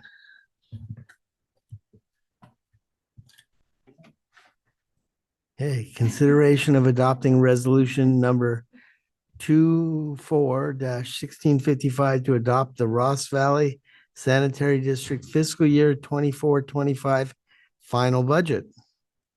A lot of work went into this, and we have Mr. Michael Kuhn on with us. Yes, good evening. Felicia, could you introduce this item? Yes, of course. Thank you. Thank you. Thank you, President Borstein and members of the board. As Director Gaffney mentioned earlier in the board meeting tonight, the Finance Committee has reviewed our budget documents a few times now. We did discuss the changes between the budget presentation from May to the budget presentation tonight, and I'd like to discuss those with you. Before I hand it over to Michael, who you're all familiar with as being the primary author or preparer of the budget document. The budget document requires many different staff members and the additional consultant participation here to produce this, and I'm very thankful to everyone's contribution. So I do want to just say that before we get started. So a couple of things to note between the May presentation of the budget and the June presentation of the budget tonight. We did receive the April San Francisco Bay Area CPI information after the May budget was prepared, which was 3.8%. And consistent with the board's direction for annual COLA increases, included a 4.3% salary change to the salary for the district staff. There were some adjustments to property tax revenues and sewer service charges. There were also an additional consideration of lease revenue for the disposition of 2960 Kerner. When the May budget was being prepared, the Kerner disposition wasn't really being anticipated. It became anticipated in preparation for the June budget presentation. We weren't sure if it was going to be a lease or a sale, though, at that point in time. So we conservatively estimated a lease revenue of $120,000. Of course, if there's a sale that goes through, then we would consider those revenues as net asset revenue.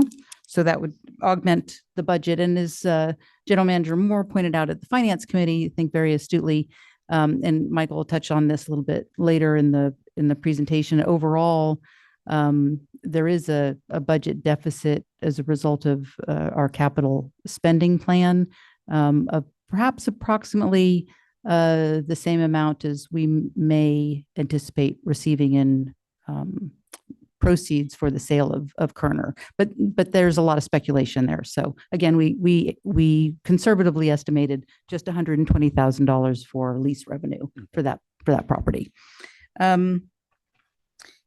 Let's see, there's an additional capital expenditure for permit tracking software, which the district has been entertaining over the last couple of years, different solutions for permit tracking software.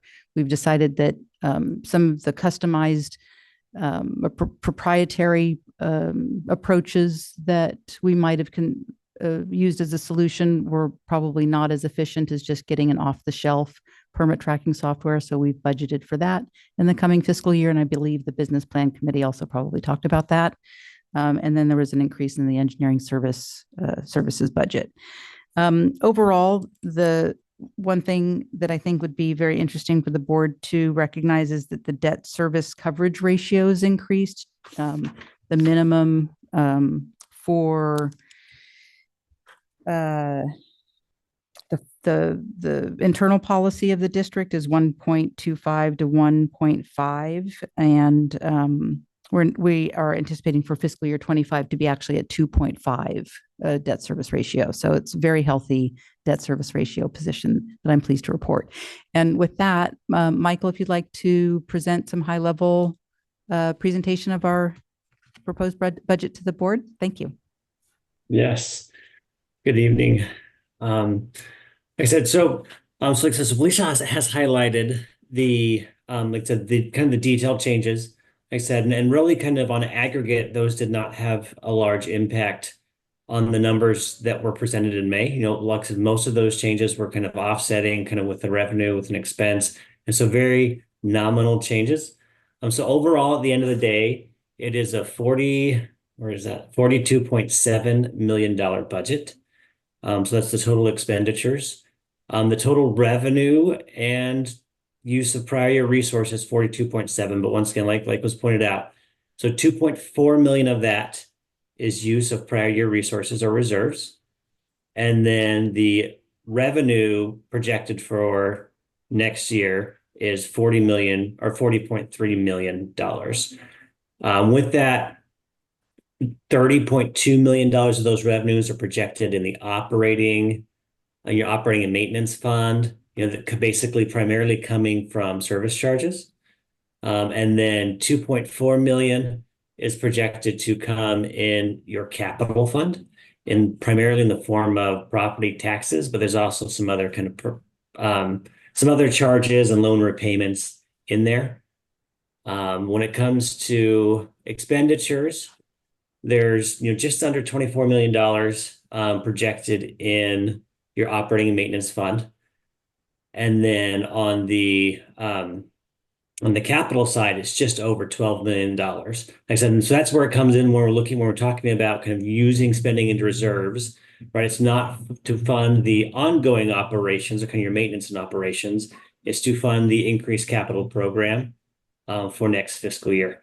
And then also that ties into, during our last meeting in May, we talked about kind of making some changes to kind of the 5-year forecast and kind of how that's presented.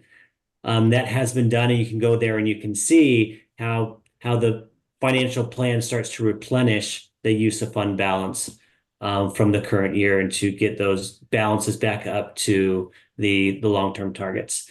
Like I said, so it's very high level overview. Like I said, very nominal changes, and most of them kind of the impacts of those changes being canceled out. If you have any questions in particular, I'm here to answer those for you. I'm leaving that to you. Finance committee's been over this. Finance committee's been over this a number of times, and we also made some suggestions on format that I think were incorporated in the final budget. And we've all known that we have a $2.4 million deficit this year, but it's funded mainly to fund capital, which Michael told us about, but we still remain in excellent condition. And it's quite a terrific document. I did have one comment too that I wanted to make, and it's on pages 90 and 91 of the Pension. budget document. Yep. Or board packet 222 and 223. And it's discussing our pension funding and OPEB financing, which currently we kind of have a unadopted policy of trying to keep it in the 90% range. And if you read through, the staff is proposing that we think about in the future a plan where we keep it between 90 and 95% if we can, and talk about it. And it mentions, I think our financing of our pension and OPEB are high level compared to everybody, but it's a program. So I just wanted to bring that up, and I read through it again, and I kind of think that's the way we should proceed. We hadn't discussed that before, really. And that's all. Pam? Oh, I have one weird question on page 29, board packet 161. Line 31, it says employee loan repayment. Yes, of course. I'm sorry, can you tell me what line that was though again? Employee 31. loan repayments. Yes, thank you. So the district offers to its employees what's called a technology loan. I forget exactly what the total dollar amount is per purchase. Maybe it's $1,500 or $2,000. And I believe it's 2,500. is it 2,500? Thank you, Michael. Yes. Probably also knows off the top of her head. And so the employees are able to use those funds to make a purchase of, say, a new laptop, and then repay the district over time with a modest interest. And so these are the repayment funds from that program. I don't have any questions, but I would point out on page 25, the sewer spill count by category is going absolutely in the right direction. And it's really a testament to what this budget is doing for the districts, which is cutting that down. And if we had that extended out, and I still want to see that more extended out. I mean, you go from 2010 to 2024, that would be an even more interesting chart. I can assure you of that. But we're doing the right thing, and this budget's the reason why. And look at the graph on page 19, which says the same thing. How we pay Central Marin. Mm-hmm. Yeah, that's correct. That's exactly the same. Yeah. Result was we're going from 51 to 45.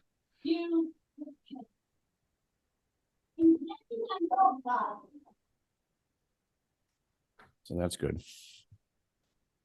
Though I have to say the 45.54 looks lower than the 45.17. What you'll see is, and in our metrics report, we dig into that a little more than here in the budget. This is just summary information for the budget, but in the metrics report, we look at hydrology. And one of the observations is in wet years, such as 2017, 2019, and 2023, we are a higher percentage of influent flow to CMSA. During dry years, and 2021 was a record dry year for Marin County. It was when we almost ran out of water. That was a low level. This year, though, we have a lower level than the drought year, and yet it wasn't really a drought year. It was sort of a quote unquote normal hydrology year. So it's still a favorable trend. So yeah, with the influent flow like this data, you have to put in context whether it's a wet year, normal year, or a dry year. It's complicated. Yeah. And if I may, just to go back to Director Gaffney's comments regarding the pension and OPEB liabilities, I think it is worth highlighting. Thank you for doing that, Tom, because the board has made a lot of effort to bring the district up into that 90 to 95% funding ratio. And it's now, staff's responsibility to try to keep it there and make recommendations to the board about contributions to the liabilities to maintain that funding status. And it was actually, I think, Michael Kuhn's recommendation that we could capture that funding policy in our financial policies. And so I think that's what's written into the budget, that we'll bring those policies back to the full board within the financial policy review to make a record of the board's direction to current staff and future staff. That's right. It is in the business plan that's proposed for That's right. this year. And that affects our credit rating in a positive manner. Yeah, I can make a comment on the capital. Our intentional recommendation to overspend, quote unquote, not egregiously, but by 2 million, so instead of a $10 million capital program this year, we're proposing a $12 million. And there's a few circumstances coming to bear on that, with some things being a little delayed, but also moving some things up. And it is linked to our risk-based management approach to capital improvement. And there was an opportunistic situation working with the city of Larkspur. They really kind of pushing us over the edge a little bit is that Lift Station 30 project, which was moved up a year to coincide with the city of Larkspur's storm drain improvements. And this is a unique piece of infrastructure where the sanitary pump station and the storm pump station are coexistent and really should be separated, because it was made, in the mid 20th century when I&I was not a concern. In fact, things were designed to convey stormwater through sanitary sewage back in the 1950s. I'll be very clear. And now we're untying that. So this is a good project to meet multiple objectives: I&I control, coordination with City of Larkspur for economies of scale. Also, this has a climate adaptation component because the elevation is below projected sea level rise.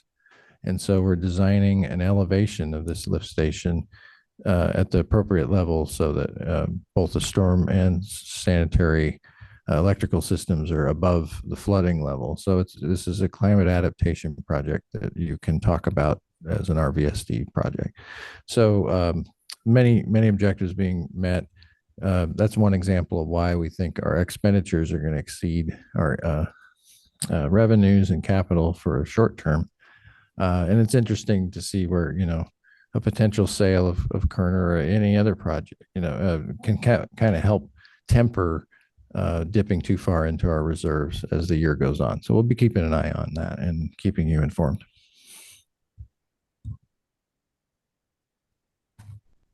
And it's also a normalization of a pay-go program for capital.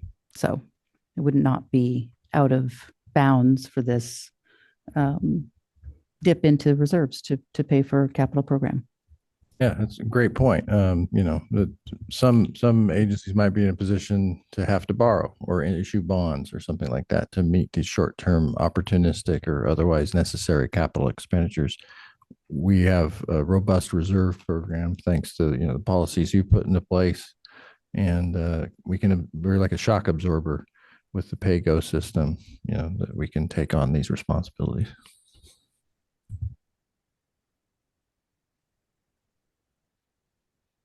Yeah, I'd move that we adopt resolution 24-1655 to adopt the Ross Valley Sanitary District's fiscal year 24-25 final budget. Second. Aye. Aye. So moved. Thank you, Michael. You're welcome. Have a good night, everybody. Thank you, Michael. Thank you, Michael. Item 17, consideration of adopting the fiscal year 2024-25 business plan. Thank you, President Borstein and board members. Busy time of the year with the budget and also looking ahead to the next fiscal year as far as our strategic plan and in its implementation through an annual business plan. And I want to thank the business plan committee members of the board, board members Megs and Kelly, for a couple of productive meetings this year. We did a mid-year check on the status of our objectives, which are like tasks that are listed in this long table of things that we want to track and be on top of to meet our strategic goals.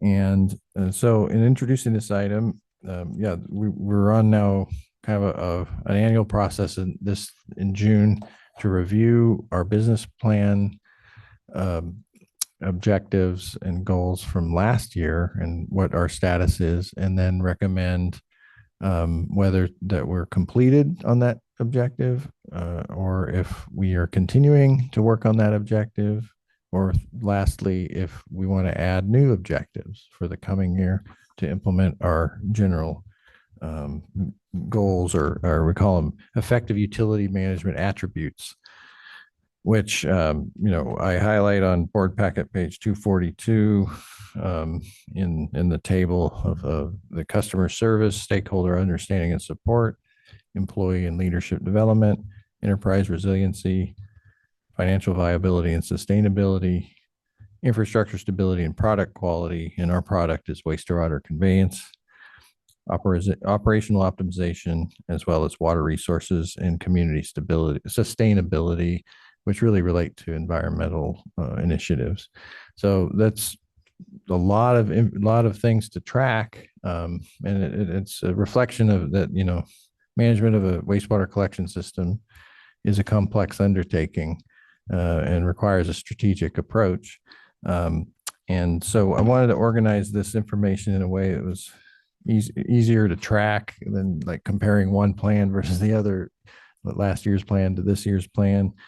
I'll just say that, appreciate the business plan committee members going line by line through this with me, and then keeping us all accountable. We have, whether it's my name or Felicia's name or Phil Benedetti's name or Paul Brummer's name, we have a parent, we call it, for each of these items that are keeping track of them over the course of the year.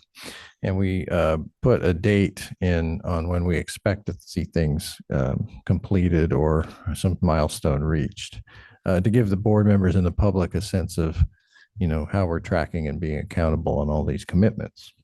So as far as this annual check-in, I'll just say, overall, we feel pretty comfortable with our pace of accomplishing the goals of this exercise. And I start off under the table here that I referred you to on page 242 with the items that we feel like we completed. Mm-hmm. And so we can go by each attribute, customer service and stakeholders. We did our ribbon cutting ceremonies and, did the 125th anniversary celebration. We updated our SSMP. We've maintained the COVID prevention plan. But these are things that we feel like we're bringing to a close. We did the 5-year sewer rate study. That was a large accomplishment. And the Prop 218 process that we accomplished last month. So blow by blow, point by point, these are items that we're recommending be removed from the 24-25 plan looking ahead. And these are all, specific commitments we made that we accomplished and are moving on, right? This is a dynamic plan. So, I could go on and on about each one of these, but I just want to put everything in one place for you to refer to, and you're always welcome to ask us anytime where we're at on any of these initiatives, or I can report on it at a board meeting. We relocated our facility here in December. That was part of our strategic plan implementing, and thank you to all the community of people that made that possible. I did, from an environmental standpoint, look at carbon tracking. This was an objective from back in 2016 that I dusted off because it felt like we hadn't really addressed it or documented it. And I'll just say I did some research, and on carbon tracking, the general advice for collection systems was that treatment plan is where to go for carbon tracking and climate mitigation. there's really not a whole lot in collection systems that make any dent in it compared to investments at the treatment facility for wastewater infrastructure. But our ongoing commitments to be energy efficient through things like putting in VFDs instead of having on-off pump stations, but actually having flow-based pumping as an energy efficiency measure has an incremental benefit on carbon emissions and costs to the district and the ratepayer as far as energy costs with rising costs. So that commitment continues to have an indirect benefit that we'll continue to pursue. On solar, we've talked about it, from an economic standpoint on this building here at 1111, it's something we should look at, but probably in concert with the roof being replaced, because if we do the solar project, we probably will have to replace the roof. So it's a trade-off as far as the timing, and we can't do it in the front parking lot because of the easement, the PG&E gas easement. So we've taken that off the list. And evaluating a recycled water line from CMSA, we know we're going to postpone that because we wouldn't be able to use it for irrigation until the facility is upgraded to tertiary treatment at CMSA. And then also it's at $3.5 million per mile, and it's maybe a quarter mile. Well, you do the math. It's not a cheap, it's not an inexpensive project. So we're not saying no forever, but we're taking it off our strategic list for now. So anyway, that's what we're proposing to take off and say we're done with. Many other things. There's then the next couple of pages talk about initiatives that we're continuing and continue to have a commitment to check in with dates and responsible staff. And then moving on to page 245, we're proposing to add new initiatives. We put in an objective to participate in discussions related to consolidation with JPA partner agencies to just say, when we participate in those discussions, we're implementing a business plan objective. And then we want to renew our transparency certificate of excellence this year.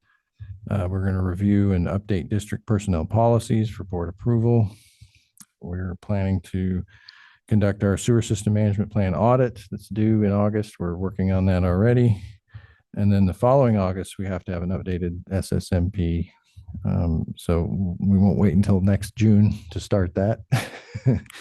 And we plan this year to apply for the CSRMA 2024 Workers' Compensation Excellence Award. And on financial, we want to increase our credit rating, and we're considering refunding bonds this year because the timing is right. We plan to update the financial policies, as you heard, to bring in our OPEB and pension plan that you've directed us on. As Felicia mentioned, we're going to explore a permit tracking system for permit forms. And then the catch-all is there's certain things we do every year and we'd like to capture in our business plan, like our metrics report and our capital program report, just to maintain our transparency to the ratepayers and the public in general, and of course you as our elected board members. So we hope this is a useful process for you, that it's a way to keep us, the staff, accountable for the many things we need to keep track of and stay on top of. Staying one step ahead, which is this week's culture plan behavior of the week. This strategic planning initiatives helps staff stay one step ahead and not be reactive, but be proactive on your behalf. Thank you. Happy to answer any questions. I know there's a lot. And like I said, we're always available if something comes to your attention that doesn't make sense. Anytime, please reach out and ask about the business plan and what we're up to with the different tasks. Well, yeah, employee leadership and development, up year 5, your MOU with represented employees. What's the thing we do for unrepresented employees? Do we have an MOU? No, we present to the board every year the salary and benefits resolution for unrepresented staff. So we meet annually with individuals who okay. are unrepresented. That's right. And then that example is a good one where we had a commitment to do it this year in our business plan, but we're still working on it. And we anticipate as, you know, that we're Could going to that be finish in it the soon in the business next fiscal year. Annually update for existing, I mean, we Oh, have where we a employee and leadership development annually update, whatever it is, for the unrepresented employees. Yes, that could be something that we could put in the business plan as an every year commitment. That's Annual correct. update, yeah. Yeah. And that's not a bad comment at all. And I'm glad to see on page 11, we're talking about stabilize sewers at creek crossings and remove sewers from stream beds where feasible. So we've had great progress on doing that in some places. It's really improved the environment. And, you know, I'm glad that we're continuing to put that in that plan in motion. I wanted to point out lots of stuff here.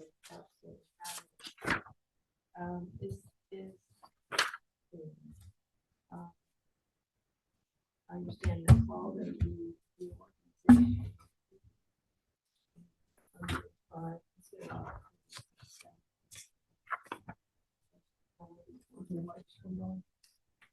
Yeah. Board packet 252, business plan, page 5.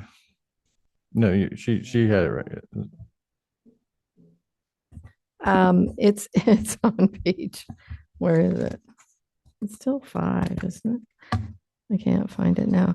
It's the objective by utility management, and it's page 5. That's all I know. I can't find it now. Yeah, board packet 252, and it's Oh, the 252. it's Okay, the yeah. second Okay. So- second down in the table. Yep. So, yeah, Steve was saying that Paul did this reorganization and it's going well. And I think that's helpful, especially when you're short or it's an emergency or whatever, to have that in place. And I don't think it was before, right? Or Yeah. was it? It was, yeah. It just had been some time. It's something that precedes us. There has been some commitment to rotating crews in the different, rotating staff between the crews. We have the repair crew, condition assessment crew, pump crew, and line maintenance crew. And so, but we wanted to recognize its strategic importance. And yes, Paul Brummer at the beginning of this year, working with the superintendents and staff, orchestrated a rotation of staff into the different crews and implementing our this commitment.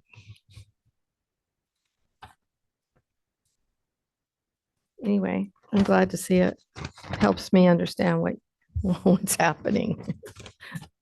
Yeah, absolutely.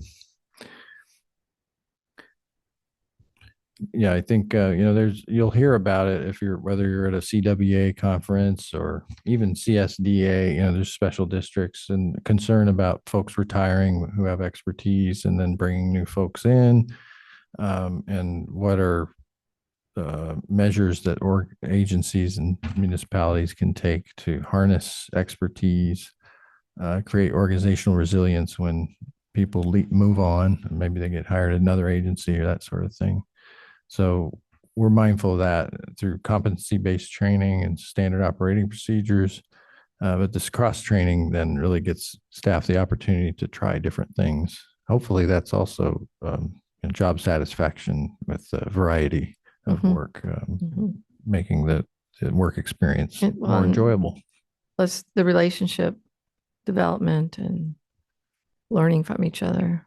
Yeah. The other thing that I thought was good was the lateral program. We did 45 last year, which I thought was excellent.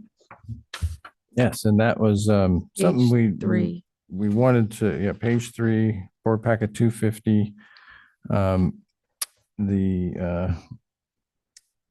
Let's see. Oh yeah. Well, there's a lot of lateral coordination. Oh, this is actually page 2, board packet 249. It's the first one, the code enforcement initiative. You might remember we've been doing this a few years now. This is an issue. This is an area we had a hard time getting started on. But once Paul came here and he helped, direct crews to collect information, and we had some spills that were related to lateral debris coming in, or maybe roots growing through a lateral. And so this was really a homegrown staff initiative to dye test when we saw things, doing regular condition assessment on privately owned infrastructure, work with homeowners, send a notice of defective lateral, and work with folks to, for the right solution for them, and also, not forcing anybody to do anything, but to get voluntary compliance. And so you see that with that 45 laterals connections fixed, that we are being successful in getting voluntary compliance, which benefits risks of spills, it benefits on the INI from the private systems, which make up about half of the pipelines in the system that we manage. My understanding is that over the years, we've replaced 70 miles of laterals, which is 1/3 of the laterals that are out there. And so it's been an extraordinary program. It's more than a third, but that's also been a fairly compressed time, isn't it? Yeah, that number goes back to about 2008. So it's great. It really, and the lateral ordinance helped really accelerate the pace of lateral replacement. And yeah, thanks to you and your predecessors, this commitment to the lateral program has yielded measurable changes.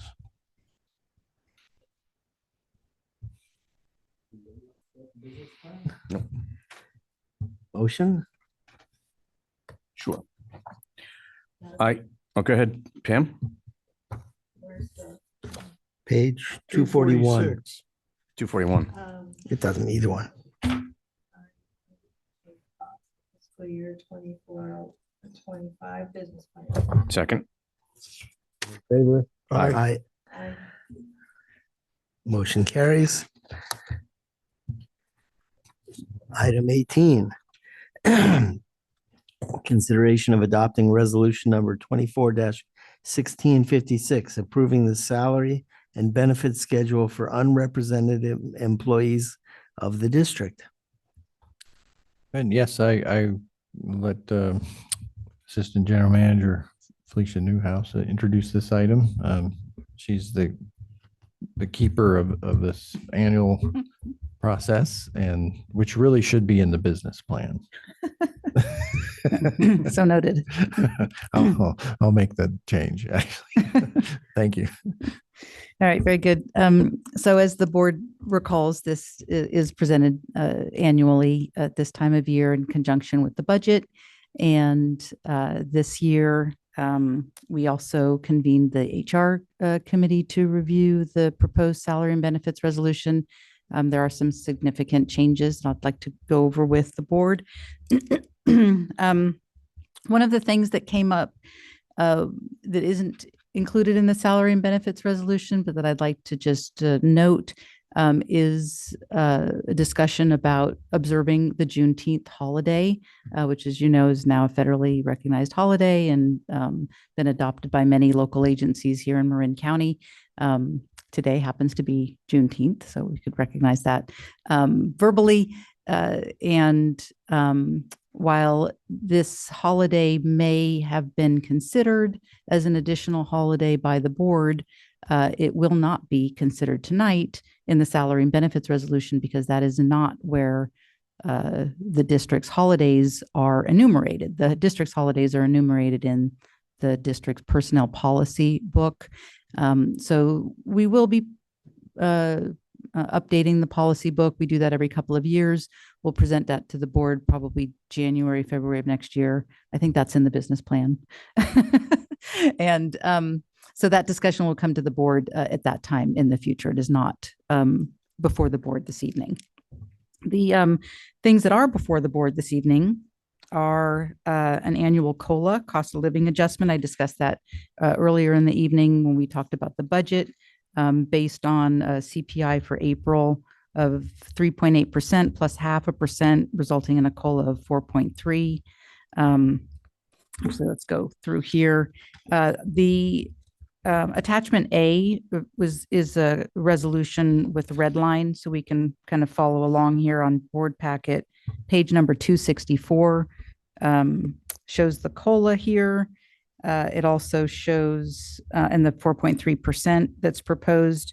On the following page, page 265, is a red line under the section E for medical insurance in lieu. If the board recalls, medical insurance in lieu is given to those employees who don't take advantage of the district's medical insurance program. Perhaps they're covered by their spouse. So this is an in lieu payment originally established sometime before my time of $184.62, which it's been for the last 8 years that I've been here. And it's proposed to just be rounded up to $200. And that's again, in lieu payment for medical insurance, which is required to be for individuals to have in the state of California. So if anybody wants the in lieu medical payment, they are required to show the administrative staff that they have medical insurance from another source. On the next page, we have paid parental leave, which is a new program, and Director Borstein gave appropriate commendations to our board clerk and HR management analyst, Christina Winicky, for the phenomenal research that she did finding this program, which was brought up by our unrepresented staff, a younger generation who noted that the district does not participate in state disability insurance. So particularly for, women who would be eligible to receive SDI here at the district, they have no such insurance program for going out on maternity leave, is what was typically called. Nowadays, of course, it's more common to have something called paid parental leave, where either a member of a family unit can take time off for child bonding. So this program is added to the district's insurance offerings for eligible employees, and the cost to administer is included in the fiscal year 25 budget for $10,897. And we believe it's a very good program, not just for our current employees, but also for recruitment purposes. And that's an annual cost of only $10,000. That's right. So it's a Change. And it's a salary replacement program. So it's a very good deal for the district and for the district's employees. We looked at that in the HR committee quite extensively, all the different plans that were offered under there. And this is, I think, an extraordinary benefit to our employees and future employees. Thank you.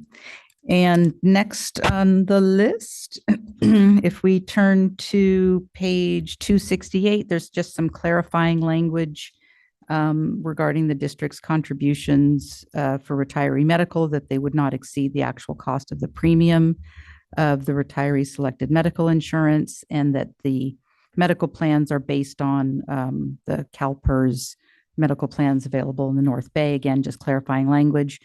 On page 269 of the board packet, the 457 deferred compensation plan that's being proposed, it was discussed with the HR committee on 2 separate occasions. As the board recalls, there's a district contribution of $50.17 per pay period to all district employees. This proposed edit would eliminate the $50.17 automatic contribution and require a matching contribution from the employee of up to $100 per pay period. So this would be a considerable change, but one that would incentivize employees to participate of their own accord to the 457, which, as you all know, is a retirement enhancement program. And then there's a recommendation to delete longevity pay, which was eliminated several years ago. And so we're just suggesting that we can take that language out, as it no longer applies to any current employees under this resolution. On page 270 of the board packet, we've recommended some edits to the administrative leave benefit as discussed with the HR committee. The administrative leave benefit is designed to compensate what they call exempt employees or salaried employees for working additional hours beyond the 40 hours a week and not actually receiving any overtime pay. But in looking at this a little bit more closely, we realize that some of these positions are not really exempt positions. They're more hourly positions. So we've reduced the number of classifications, the number of eligible employees that would be eligible to receive the administrative leave benefit. And then lastly, the recommendation is to modify the technology stipend section. We've made some changes to our telecommuting assignments and are making some recommendations with regards to personal cell phone use in alignment with the changes in our telecommute policies. So with that, I am available to answer questions, or Steve, if you'd like to add anything to that presentation. Otherwise,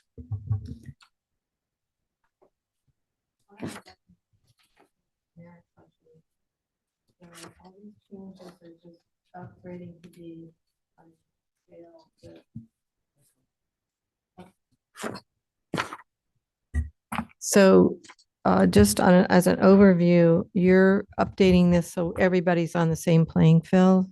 yes, if you remember, we had a classification, well, we didn't have a classification study. We had a compensation study done, and the 10 comparator agencies that the district uses analyzed the salary and benefits for all of our unrepresented staff. And these things, were discussed with the individuals, and some of these suggestions were agreed to be, additional benefits that they were interested in. And then, of course, it's also in alignment with the board's direction with regards to COLA. So does that answer your question? No. Okay. Let me try again. Maybe.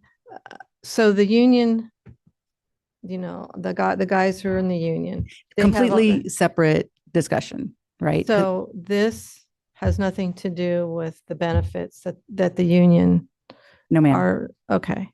So I may abstain tonight because I really need to look to see closely.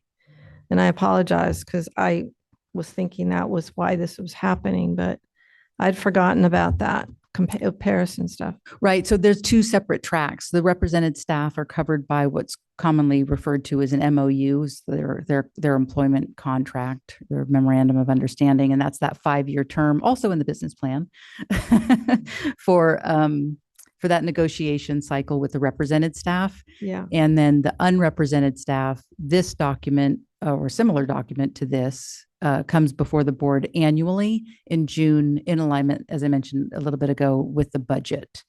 So every year, the board passes a resolution for unrepresented staff salary and benefits. Yeah. And did we go over this enhanced retiree medical plan before? Yes. Everything in the proposed resolution. Was that like, when was that? In 5 years ago? Yeah. Okay.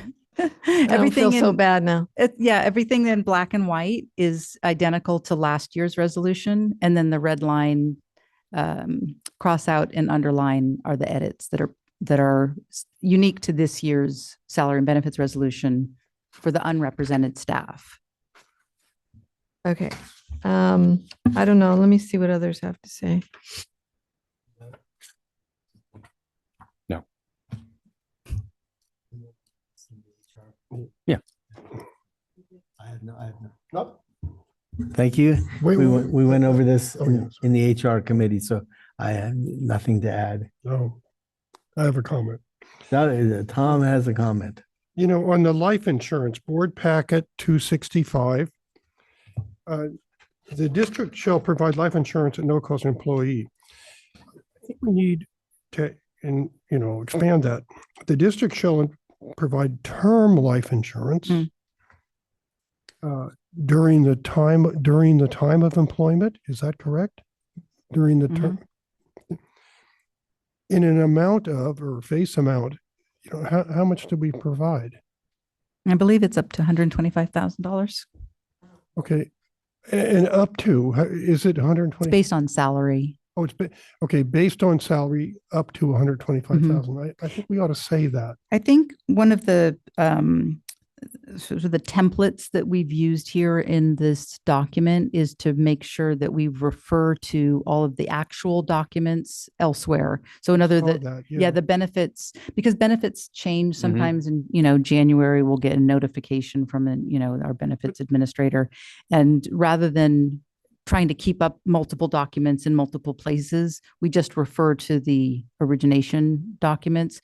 All of the documents that are for insurance purposes that are covered for all of our employees are stored on the district's intranet web portal so that each of the employees always have access to those insurance documents. They don't have to contact Christina or I to obtain those documents. They can find them themselves on the district's intranet. I don't need those numbers in here, but I just think we shall provide term life insurance based on salary during the term of employment. I mean, that's, because we do a lot of things So noted. beyond the term of employment. Right. And then I like the idea of, even though we started the 457 plan as a reimbursement for, let's see, not standby time. That's the best way, that's the best earning rate on any investment an employee is going to make. If you invest 100, you make 100%. Bam, pretty cool. And it adds up, even though it's a small amount. If you're a long-term employee, it's a bunch of money. Yeah.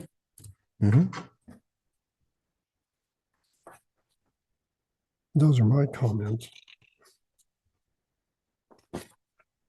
Anything else? We have a motion.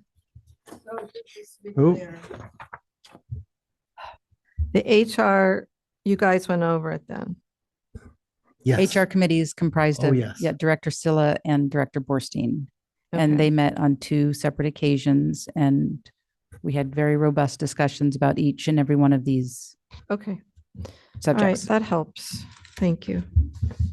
If you're worried about equality, which is a good thing to worry about, remember most years we had the unrepresented employees catch up with represented employees. Do you remember that? A couple of times the negotiation led to some pretty good idea for represented employees. And so then we've always said we even things out. So I think that is an answer to your question. We try to even things, where we can. Well, and be fair. Yeah. Motion? No, I'm good. No motion. Oh, Do we have thank you. HR. I would move to adopt resolution 24-1656, approving the salary and benefit schedule for unrepresented employees of the district. And can we add my term insurance? Yes, including Tom Gaffney's suggestion. Where appropriate. will come back every year? Every year. Every year. I second. All in favor? Aye. Aye. Okay. The most important thing on the whole agenda tonight. Consideration of approving amendment and restatement of Assistant General Manager contract effective July 1st, 2024. We can all kneel now. Well, Director Moore. thank you. General Manager Moore. Very good. Thank you, President Borstein and board members. It's my pleasure to recommend renewal of our Assistant General Manager's employment contract. As you know, your managers were at-will employees under contract, separate from these other items we were discussing, the salary, benefits, and other negotiations that are going on. These are for our operation maintenance manager, our administrative services manager / assistant general manager, and your general manager are standalone employment contracts. Felicia's contract expires at the end of this month, and so the last few weeks been myself, as having the responsibility to make this recommendation to the board. I researched the terms of her contract and looked at some relevant information that came from the comparator agencies work. As we've heard, we did a compensation study for unrepresented and represented positions this last year. And so that provides a bit of a touchstone on what benefits are out there and what the range of salaries are for this level of responsibility within our comparator agencies. So that gave me a good perspective. So that's kind of the process. I'll take a step back and just say, I'm also responsible for evaluating performance of the managers that report to me, and it was really nice to reflect on this last year, working with Felicia and going through the performance evaluation, which we completed in coordination with this process of recommending renewing her contract for another 3 years. How she's excelled in every dimension of how we evaluate employees, throughout our organization, just on all points of adaptability, communication, dependability, and initiative and supervisory traits of delegation, financial management. All of these areas, Felicia just continues to excel. Being very proactive in her work, not reactive, but being reactive as needed, as we all do, as things come up. Being reliable, communicating in advance, just the mundane things like, very careful about planned time off and being cognizant of everybody else's schedules. And so she's just a very courteous colleague in all dimensions of her work. But just really the results that we're getting, in many dimensions of our administrative side of the house, and all her range of responsibilities in human resources and financial, and just keeping the trains running on time. There is one more important thing than preventing spills: payroll. And payroll happens here, even though against all odds at times, and she's always makes sure that happens. Just one example. So I really just really privileged to be able to work with her and recognize her excellence and just her emotional intelligence too, as a really leader here in this organization that people look up to, and a great model for everyone that works here. Just a big part of our success. So thank you, Felicia. Appreciate it. Thanks. So with that in mind, we pairing the performance evaluation with consideration of the components of the contract. I do recommend some changes to the term. I recommend another 3 years. I appreciate Andrea helped me with preparing the documents for the contract amendment. I recommend a salary increase of 5%. It's in line with the range and the median in terms of assistant general managers out there. We're looking at vacation accrual. If you look at her service, that she's been at, I think, 4 weeks, 20 days accrual over the years, but with her level of service and how long she's been here, 8 years, I believe I recommend 5 weeks or 25 days of vacation accrual. We looked at, 3 employees here do get an automobile allowance, but they have the automobiles, and we did an analysis of or, each year we do an analysis of the cost that's taxable, because that automobile allowance is a taxable benefit, whether you get the cash in lieu or you get the car, those amounts are a lot more than the automobile allowance in the contract. So I made a recommended increase. It's still below the 1,000 or 1,200 a month, or per paycheck, no, per month. That if she opted for the vehicle, that would be the taxable benefit. So that's an adjustment I'm recommending. And then also, in looking at comparable agencies and the terms of contracts, I'm recommending an adjustment on the severance payment from 4 months to 6 months, just to match other contracts that I reviewed. So I went through that process and made those recommendations, and I think they were favorably received. So I'm recommending this to the full board now. I invite any comments. Certainly this is all up to you. If there's any adjustments you recommend, we're all willing to entertain anything and appreciate your consideration. And thanks again. And happy to answer any questions. We did talk about this, the finance committee. Tom and I looked at the proposal, and Let's see. And the human resources? no, it was not discussed in Okay. the finance guy. I think it's My great. comment is, if she's so valuable, why are we letting her away from the district for another week on vacation? We talked about it, and I think the board really appreciates our staff, all of them. Felicia's key, Steve's key, Paul Bremer, Christina, Paul. Yeah, everybody. as you've said a couple of times, they make us look good. Yeah, absolutely. So Absolutely. we got to keep them interested. I don't have any questions. You cool with this? It's great.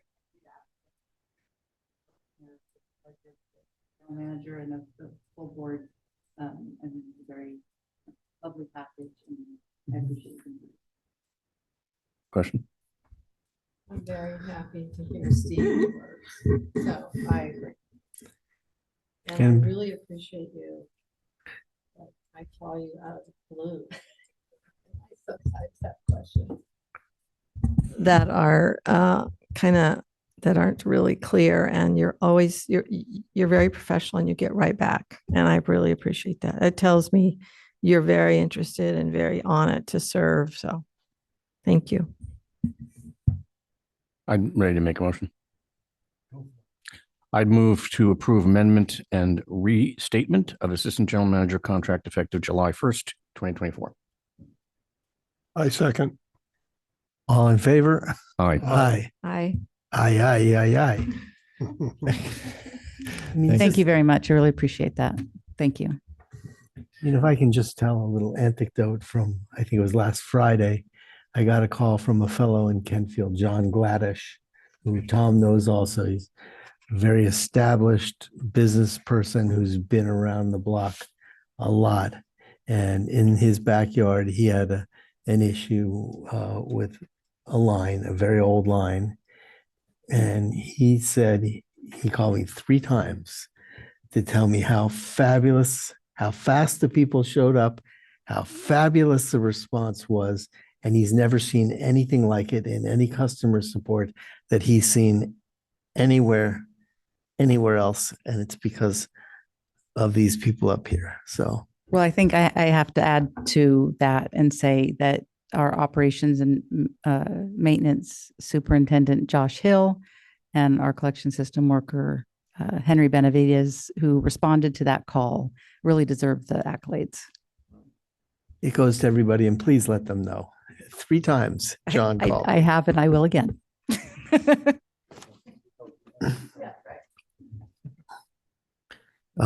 Okay. Let me just look at the agenda here and make sure we're not skipping anything. Metrics. Yeah, informational items, 20A, monthly operations and maintenance metrics report, May 2024. Oh, yes, we don't have Paul to give his highlights of the cruise works for the month. Always can find that at this point. It's a board packet page 299, 300. And we actually take these little stories. We always look at them for possible stories in the GM bulletin, because sometimes there's interesting things that we uncover. You know, I could skip it, like the condition assessment crew, on page 301. There's been an initiative this year to really go and find those lost and missing nodes. That is like the manholes or rod hole castings that have been buried in a forest, or maybe paved over in a driveway, or and some they've been given up for lost for a long time in many cases. And so when we're out in the neighborhood, we have an initiative this year to find them, and we've discovered 25 of them. We have about 5,800 nodes in the system or so. That's a lot to keep track of, but 25 is a lot, just in the last year. So it's just one of those little initiatives on the side. Doesn't meet the level of the business plan per se, but it's part of this continuous improvement. We really have a commitment in our culture to pursue improvement, to leave things better than we found them. And so this is just another example of that. This month we did have a spill. This was in May. So this wasn't the spill that Director Borstein was talking about. But it was one that was related to roots, I think. Yep. And it was a pretty small spill. Didn't reach surface water, but it was really high up. And it's interesting because, I usually see spills from accumulation of debris down further in the system. This one was pretty high up on Evergreen in Kent Woodlands. So it may have been one of those that was due to being behind on the maintenance schedule, which is an initiative you heard about last month. I wrote the memo about refining our line cleaning frequencies so that we can get to all of our lines in a given year. And this might have been one of those examples of one that it's kind of far. It's like way up in the system, and we now have our GIS map. We've altered it so that it has a dashed line for lines that are behind the cleaning schedule, just to give us an everyday reminder, all staff.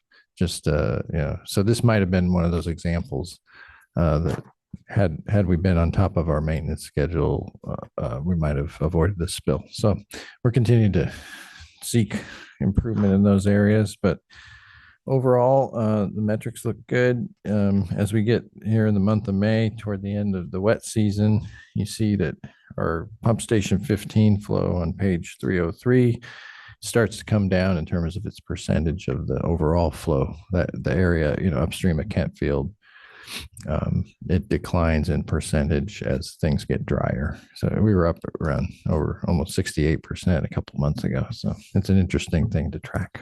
But I don't have much more to add. I'm happy to answer any questions that may have come up when you were looking at these numbers this month.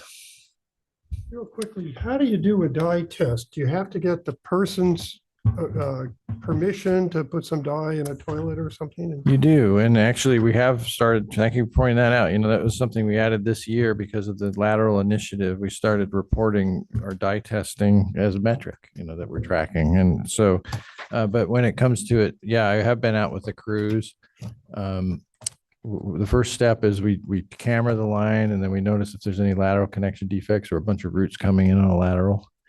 And then, yes, the staff go up friendly, in their orange outfit and knock on the door in somebody's home, and they ask to do their permission to put a tablet in their toilet and flush it. And then we have the camera down there and just test if the dye comes out of that lateral. So we're confirming, that's the source. And then, and I've seen, actually, you mentioned Henry. I was out with Henry. He's a good communicator, and and he levels with the folks. It's like, we're just checking to see if If we see a defect down there, we want to see who, which line connects to it. And because the defects affect, they give us a risk of spills or letting fresh, stormwater in the system. So People just agree. they do. They're just, we have great cooperation with our ratepayers. There's a lot of trust. I have a question on this fog compliant, 72% average. Yeah, that's a good question. Yeah, and this is just the way staff proposed to present kind of our progress over the course of the year. 72% of the scheduled inspections have been completed that are planned for the fiscal year. So here at May, if you're really trying to see if we're keeping up, I think Tom mentioned this number, 11/12 is 91% or something, right? So 91.7. yeah, 91.7. So if we were tracking to the commitment, we would be more like 91 at this point. And we're at 72. We do contract this out, and there is some disclaimer language here that due to CMSA administering other fog programs, there will be some months that no compliance inspections take place within our service area. So what we've learned is we're at the end of their list. Our inspections are conducted a lot in May and June. And so you'll see this number kind of creep up to the end. Like, so next month, hopefully it says 100 because it's June, right? But yeah, it isn't a compliance percentage. This is actually just, we're tracking the number of inspections completed versus those that are scheduled.